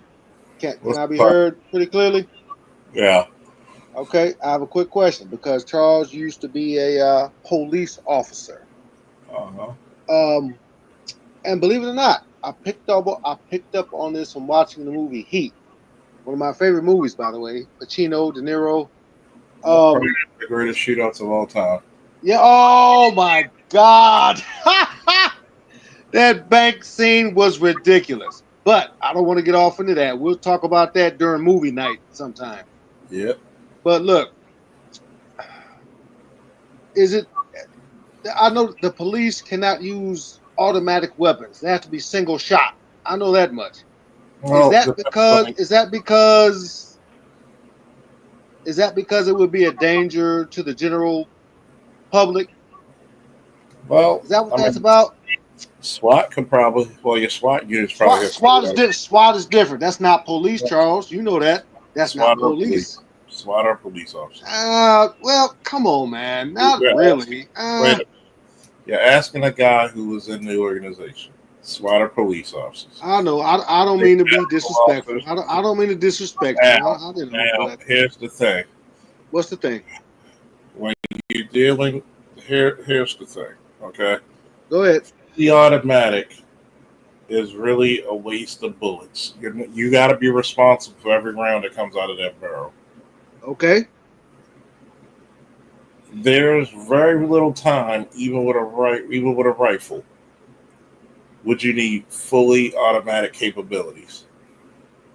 Even in war, unless you have, because really, when you look at that machine gun rate fire, fully automatic fire, you're using it for what? Suppression fire. If I really want to hit you, I want to really get a precision shot. I want a scope, and I want a really, really good fine-tuned rifle.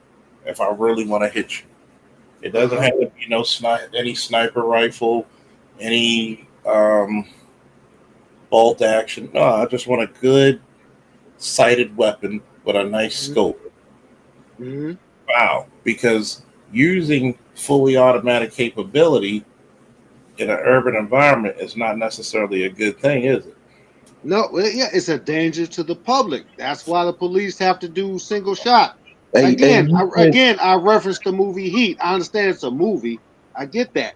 But they tried to involve themselves in realism as much as they could. Did you see Al Pacino? He had to hit the trigger every time he was going to shoot. Robert De Niro was he held his finger on the trigger, and it was what's his name? Val Kilmer. Yeah. The Because cops had to pull the trigger every 3 seconds. You understand what I'm saying? And think about it. I'm listening. When you look at it, right? Yeah. They're not caring about the sanctity of life. You mean the criminals? A cop mission is to what? His number one mission is what? To preserve life. Preserve and protect. Yeah. Supposed to preserve life. Now, does he fall under the branch of service where in order to preserve life, you may have to be called to take life? Yes. Absolutely. You motherfuckers are charged. Absolutely. It does happen. It does happen. They are charged with to serve and protect feelings. A lot of them. That's what they do. They protect and serve feelings. Hey, who's speaking right now? Real quick, who was that? Preserve. That's. Don't worry about it. Angry, no, hold on. Is that Angry Black Man or No, that's Ray Harmer. or Shadow? Ray Harmer. But here's the thing. I'm sorry. My bad, brother. I'm sorry. Here's the thing. Yes, a cop's duty is to preserve life. You may be called to take upon one. Now, unless situations dictate, you try to avoid that at all costs. And that movie, when that person's an active threat to not only your life but everybody else's, even though you have to preserve your life first, yes, they would be fair game to shoot. And if they die, they die. And that scenario is big. And people have to get over that. I know everybody has a bad taste of the police. I don't think anybody has worse taste of the police. If that white woman says shoot them, they're going to shoot them.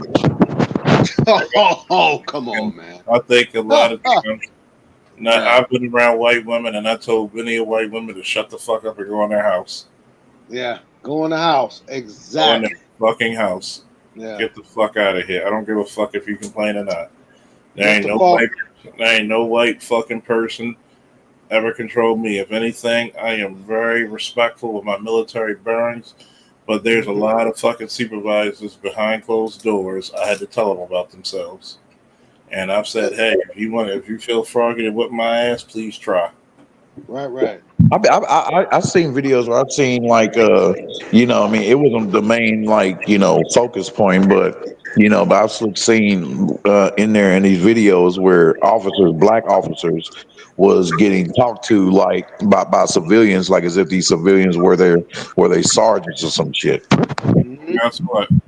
Yeah, they think nothing's going to happen to them. Well, because you need to remember, they're supposed to be what? Professionals.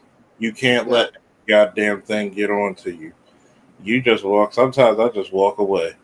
Now there's sometimes I'm going to yoke your ass. Oh, really?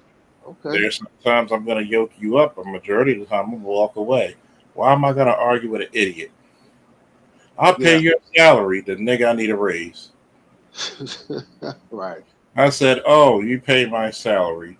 The $2 your taxes go to me. Oh, really? Okay. Really, if you really average it out, you barely can't pay your own goddamn shit. I don't mean to make you give up your anonymity, Charles, but have you ever been involved in a shootout as a cop? In Iraq, but not as a cop. Oh, okay. When you were in the military. Okay. Wait, were you Navy or Army? Army. Okay. All right. So if I was involved in a shootout as a cop, I would tell you. Absolutely. Let's be honest. When y'all joined the force after being in the military, let's be honest. Pause. Nobody calls it the force. Calls it the department because I forgot. The 80s shit. He's been watching too much Hill Street Blues. Yeah. That's the 80s shit. With the force. I want your badge, behold. It was just I forgot because I remember Charles said it before a long time ago. But Yeah. Too much Hill Street Blues and what was it? T.J. Hooker. You remember those shows? Yeah. My damn Yeah, friend. I'm Now, on what the we- force. Now, Yeah. Now, what were you saying, Ray? Nigga, I forgot. Damn it. Shit. Man, we forgot. But You said yeah. Georgia Police Department after the military. Oh yeah. Yeah, I said, let's be real. A lot of y'all joined the police department after the military because, in some sense, it's y'all way of looking at it like, okay, I can still be in the fight, because that's where y'all find y'all comfort. Sometimes yes, sometimes no. Sometimes it's because it's not about being a fight. It's because it's a very similar organization. You have the rank structure. You have a lot of people who came from the military who understand you have rank structure. It's very hard to go from such a structured environment and to go back in the civilian world as a job, because a lot of people are not going to emulate, are not going to sympathize with you or empathize with you, because it's Just like makes sense. Yeah, it makes it's gonna sense. be, it's going to be the closest thing. Like if you were a plumber for years, it wouldn't surprise me if you went into like masonry or carpentry work, because it's a very similar field, right? Mm-hmm. So I wouldn't Oh, yeah. surprise you. For example, if you drove trucks and you retired, it wouldn't surprise me for just a little part-time job you would drive Uber. So, or if you were a mechanic on a car for years and retired, it wouldn't surprise me if you don't become a mechanic on another type of vehicle. It's very similar. So it's a similar Just imagine. thing. Just Just like a lot of imagine if you were. if you've been, it's called the adrenaline jobs, the fire, the military. If you get out the military, usually you're going to go to another adrenaline junkie job. Well, yeah, I mean, I get it. So that goes in the same too for those that when they get out the military, they got like the urge of wanting to start up like their own security company and shit.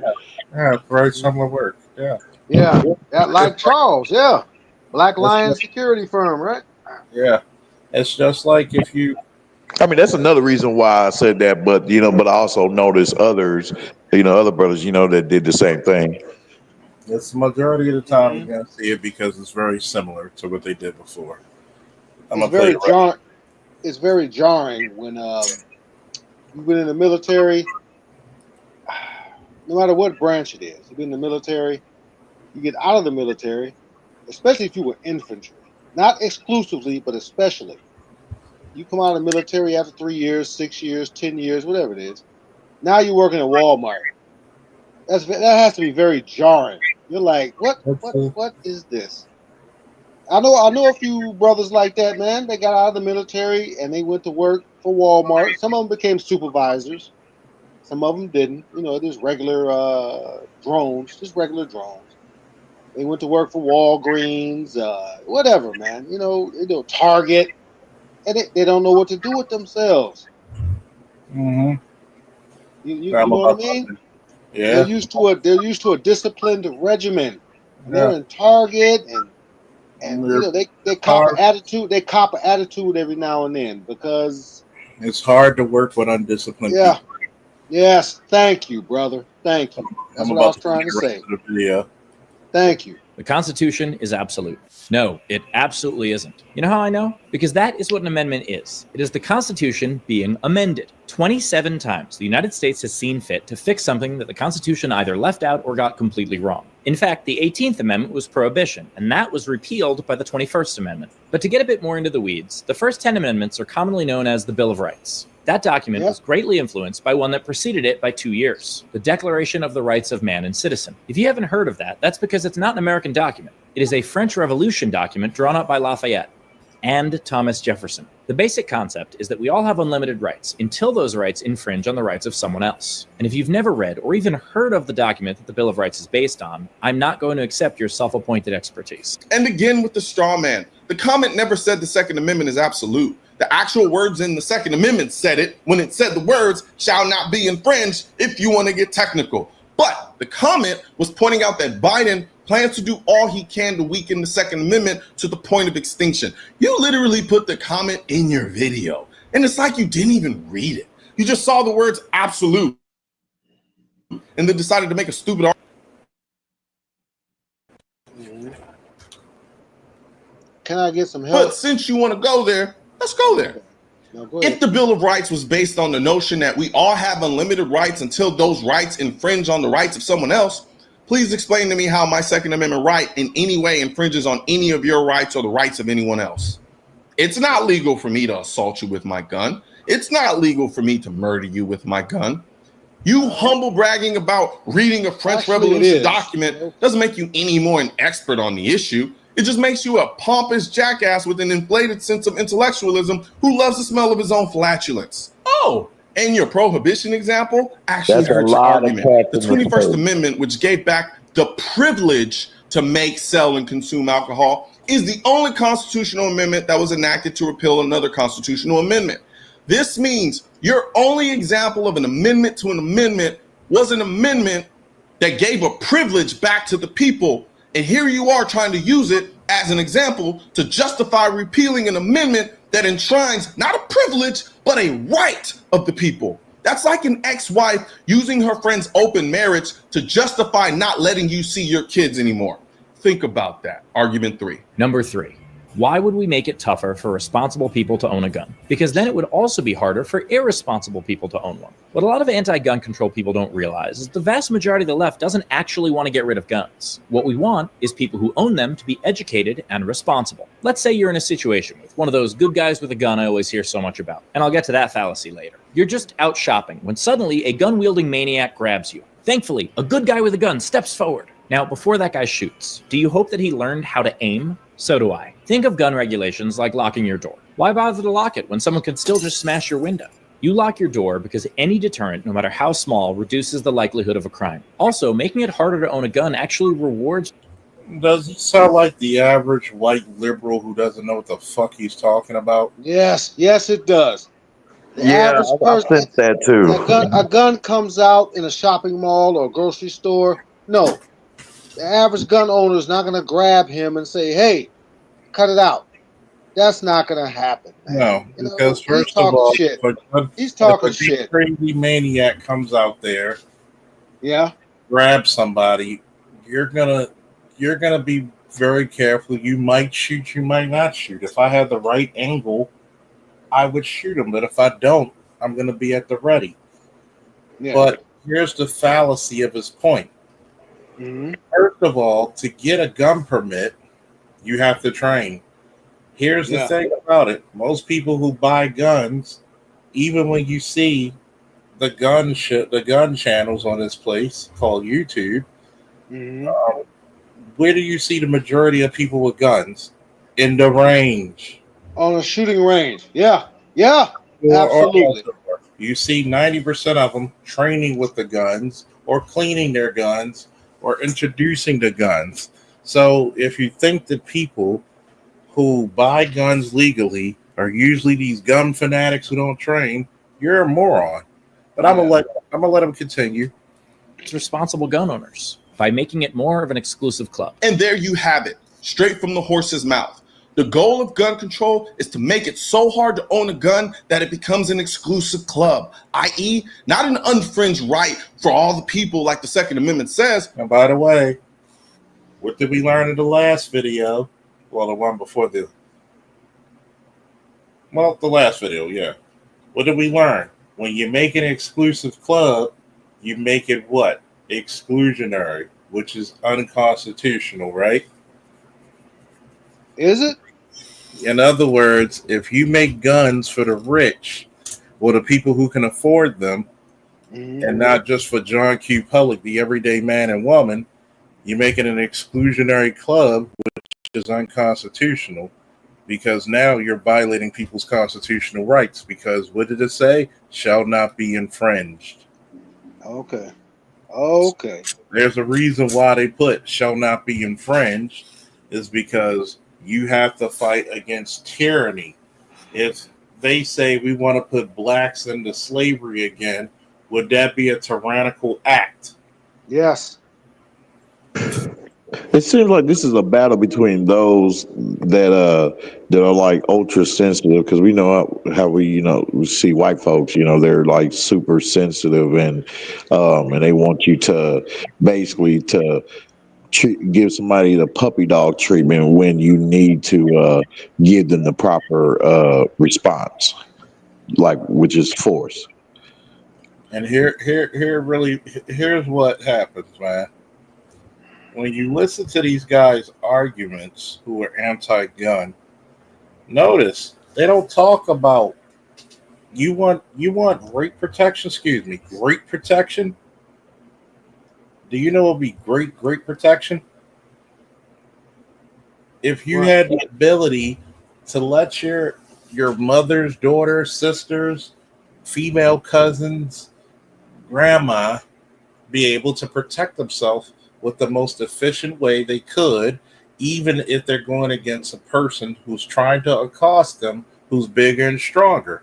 Usually that's going to be a gun. Yeah. You know what also protects them? What's the first rule of protection? Obedience. Don't go outside by yourself at night so you can avoid a lot of shit. But guess what? Some things we can't avoid, and sometimes we might have to walk home. We might have to catch a bus in a sketchy area. It may even to get out of that sketchy area, we may have to do certain things. So, we can't always rely on cops, because cops, if somebody breaks in your house, the cop's not going to know, are they? Unless they were right there on view. So which doesn't normally happen, right? Which is rare. Now, if you're telling me that you're not training, you're not smart enough to own a gun, then pray tell who is. Because now you're doing the Negrotude and Drapetomania argument that you're saying that people like us, being black, are not smart enough, don't have the cognizant abilities enough to and responsible enough to own firearms, which is what they tried to say in the Dred Scott case, because they don't respect your humanity. Mm-hmm. See how when I brought up the notion of gun control being racist? Think about that. Every time a motherfucker votes for those fucking liberals and they saying we need gun control, you just saw him put up 300 laws in the federal and 20,000 in the state and local. How many more fucking laws do you need? If something's not working, what's the definition of insanity, fellas? Doing the same thing over and over again. Yep. Which is the perfect insanity. Yep. Yeah. If I do something, yeah, it's absolutely true. If I do something 20,300 times, how insane must I be? Mm-hmm. Yeah. That's pretty fucking insane, right?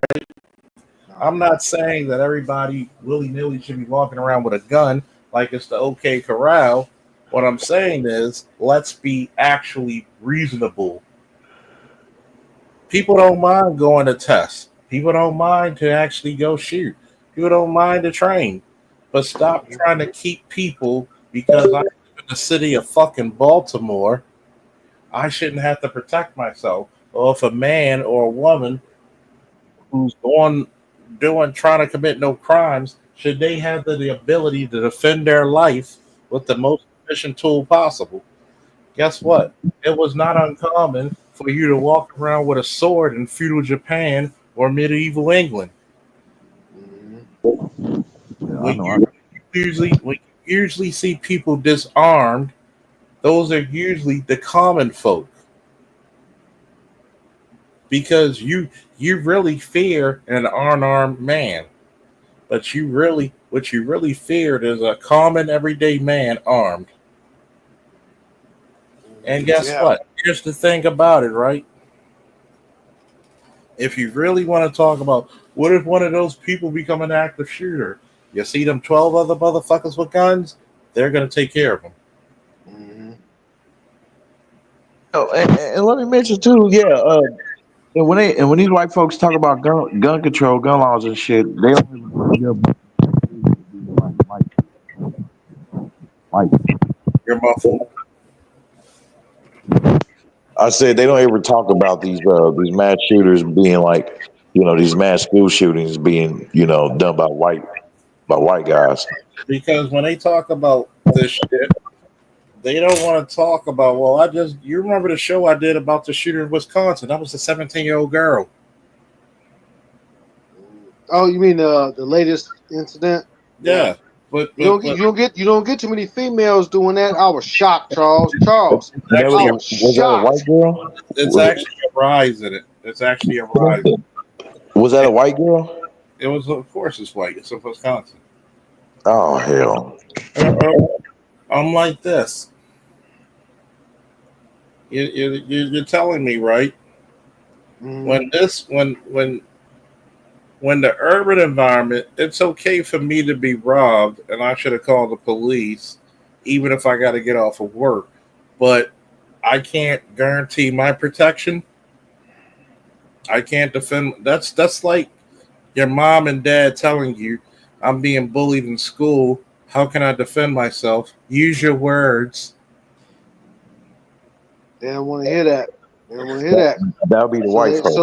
That'll be the so white they folks. know. So they go and they go to the gun box and grab daddy's gun. He doesn't think she knows where it is. She goes and get it, and she goes to school with it and lets it off. And this is the point. Why don't you teach your kids to fight? Why don't you put them in combat sports? Yeah. Why don't you let the kids in school fight in a controlled setting for 3 to 5 minutes? Sometimes when one getting you break it up, let them continue, get it out their system. Why? Because you encourage victimization. That's why. Hey, pull a whole Johnny from Cobra Kai. If I had a school, if I had a I never watched that series. Is it any good? It's pretty good. Is it straight? It's straight. It's straight. It started on YouTube and then it continued it on Netflix. Yeah, it's straight. So I was like, there must be something to it. There are some episodes that's a little much, but for the most part, 90% of it's straight. I'm going to tell you this. I'm going to tell you this part. If I had a school, I'll go back and watch it. I'll go back and watch it. Offer your recommendation. If I had a school, there is a little teeny bit of feminism, but you'll get over that because everything else is better. But here's the point. All right. Here's the point that I'm making. If I had a school, I would actually teach the boys and girls how to defend themselves. And if they're getting picked on, hey, have an opportunity to show those kids being picked on how to defend themselves in a controlled environment.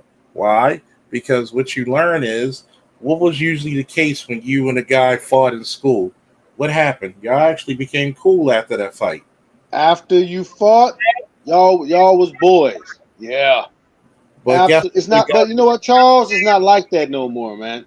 You know why? They continue to be enemies. No, you know why? Because of feminism, and who are they raised by? Their mamas. So guess what? That mama shit. Because guess what? You go to basic training, you're gonna be challenged by other men. Mm-hmm. A lot of fighting goes on there. Yep. Yeah, absolutely. Wait, did I drop off? Nah. What happened? Oh, okay. I thought I got dropped off. I didn't hear nothing. But here's go ahead. The point is, before I start the video again, the point is that we made people into cowards and liberals who think they're smarter than the average bear. And what we found out is that people actually got dumber. Their intellectual prowess is that of a fucking tadpole. Hell, your military commercial reveals that shit. Yeah. The difference between that and the military commercial from Russia. Yeah. And you understand? You remember the show I knew at? I can still find that clip for you if you want. Shit. I actually did a show on that. And you can tell the environment. Hold on. You want to know another time? The environment we're in, where and a lot of people didn't take it seriously, and they shouldn't have. But look, man, why was there a? Would you rather deal with a man who approaches you in the woods or a bear? And a lot of these bitches said, "I'd rather deal with the bear." No, they wouldn't. No, they wouldn't. No, they wouldn't. You know what a bear will do to you? Guess what? What the hell, man? Let them. It's called the pussification of the world. That's all. I guess so, Charles. I guess so. Continue. You know what a goddamn grizzly bear will do to your ass? Yeah, we know. I'm gonna continue. Go ahead. My bad. Go ahead. Exclusive club? When someone that looked like me couldn't own one because of gun control laws called the Black Code. He says the vast majority of the left doesn't want to get rid of guns, while literally admitting that gun laws are designed to make it harder on responsible law-abiding people to own guns because it'll make it harder on irresponsible people to own them. This is the textbook example of tell me you want to ban guns without saying you want to ban guns. This guy thinks we're stupid. Any and every gun law can be justified by saying it makes it harder for irresponsible people to own guns. Banning guns makes it harder for irresponsible people to own guns. It's clear as day that he does not view the Second Amendment as a right. The Second Amendment is a privilege to him that can be restricted into oblivion because of his feelings. If this was truly about gun owners being educated and responsible, you'd be making videos about teaching gun safety in schools. You'd advocate passing laws to make it easy for people to get training. You'd advocate spending millions on television ads promoting responsible gun ownership instead of ads vilifying gun owners and pushing gun control. But you're not, because your goal is to vilify gun owners with snarky, cringy attempts at humor. Argument 4. Number 4. You're already required to register guns, except you're not.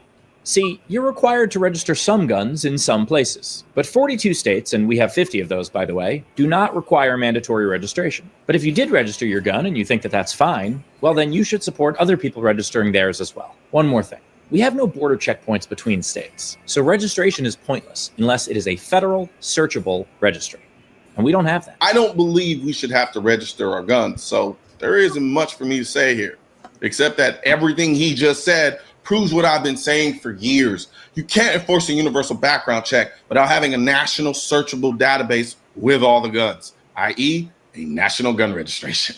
Thank you, Steve. Argument 5. Number 5. Gun registration leads directly to confiscation. What a hilariously untrue statement. Let's start with Canada. In 1995, Canada passed the Firearms Act, mandating registration. Yet Canada still has the 8th most guns per capita of any country at 34.7%. The people who say that Canada confiscates guns are either wrong or lying. Even with a new strict proposed bill that has not yet passed, buyback is still voluntary. Finland has a gun registry, and they're at 32.4% guns per capita. Australia, the United Kingdom, Bangladesh, Costa Rica, Iceland. There are over 100 countries that require owners to register guns that haven't confiscated them. Have any regimes confiscated guns? Sure, but people also sandwiches. I'll explain. Gun registration can lead to confiscation, the same way that making a sandwich can lead to sticking your in a grilled cheese. It is possible, but to argue that it's inevitable shows a complete misunderstanding of statistics. So in 1997, Australia confiscated 650,000 guns. That was involuntary. It was mandatory. A gun buyback that forced law-abiding citizens to surrender their firearms in a nationwide roundup and meltdown of all semi-automatic firearms and pump-action rifles and shotguns. 640,000 ordinary conventional firearms confiscated and destroyed. I mean, it was 40 years of collecting, and I can't say it any other way than that. I felt sick. I had to hand them in because if I didn't, I was going to jail. There's no ifs or buts about that. By taking that gun away from me, they've stolen something from me. A right stolen by their government, promising safety in return for its gun ban. Oh, and let's not forget about Cuba, shall we? This is a really good comment, and I wanna talk about a little bit of Cuban history related to this, okay? Because 62 years ago, Cuba was just as free as America was. We used to have the right to have weapons. We were just like America, okay? Fidel came along, and as soon as he took power, the first thing he did was to take account of every weapon that there was in the country and who it belonged to. Once he finished that task and he had a complete data of every single bullet and gun that there was in the country, he went ahead and impounded for the people, leaving an entire country without arms. Only the army has weapons in Cuba, and that's why the people don't do anything. And literally in 2019, New Zealand instituted a buyback that if you did, what'd you say? She exaggerates. No. She exaggerates. That only the military has guns. No, man, come on. She was exaggerating. Plenty of people in Cuba have guns, whether they're registered or not. Come on now. Here's the thing. I've talked to some Cuban brothers here and there, man. You know, they say they got guns all over the place. Hold on, but that's the point about it. Are the guns legally owned? Did they confiscate? A lot of them were illegal, but no, they didn't get confiscated. But were they confiscating the legal ones from people? That's the point she was making. But continuing. Oh, I see. Okay, all right. Continuing. Well, hey, you know what? Look, man, I don't necessarily advocate for underground tactics, but sometimes you got to go there, man. Sometimes you got to protect your family. You got to protect yourself. So, hey, you got a gun. You might in Cuba, Puerto Rico, wherever. You might not want to tell nobody. You know, and just hope nothing pops up where you have to use it. Because if it's illegal, it's unregistered, they might lock you up. This is true. I understand about that, Charles. Believe it or not, I understand about that. You gotta do what you gotta do, man. Charles, how many guns do you own? About 50? Come on now. Nowhere near that much. But I got you know, I know I'm exaggerating. I'm bullshit. But you got a couple of, you got a few of them. Hell, I got one. I only got one, but I got one. Come on now. And I should be careful with that because I'm on YouTube. I should be careful with that. God damn it. I went too far. But because you never know who's listening. You never know who's tracking you. But we're all good. We're gonna continue. Didn't comply with it, you'd go to jail for up to 5 years. What are you talking about, Steve? Yeah. You're full of it. New Zealand will ban all military-style semi-automatic weapons. We will also ban all assault rifles. We will ban all high-capacity magazines. And here's more of that dramatic New Zealand plan, an amnesty for folks to hand in all military-style semi-automatic weapons and a ban on parts to convert guns into semi-automatics and all high-capacity magazines. But perhaps the most impactful part of Anna is how quickly this law will come into force by April 11th, 3 weeks from now. We talk a lot about empowerment in this country, except for when it comes to the Second Amendment.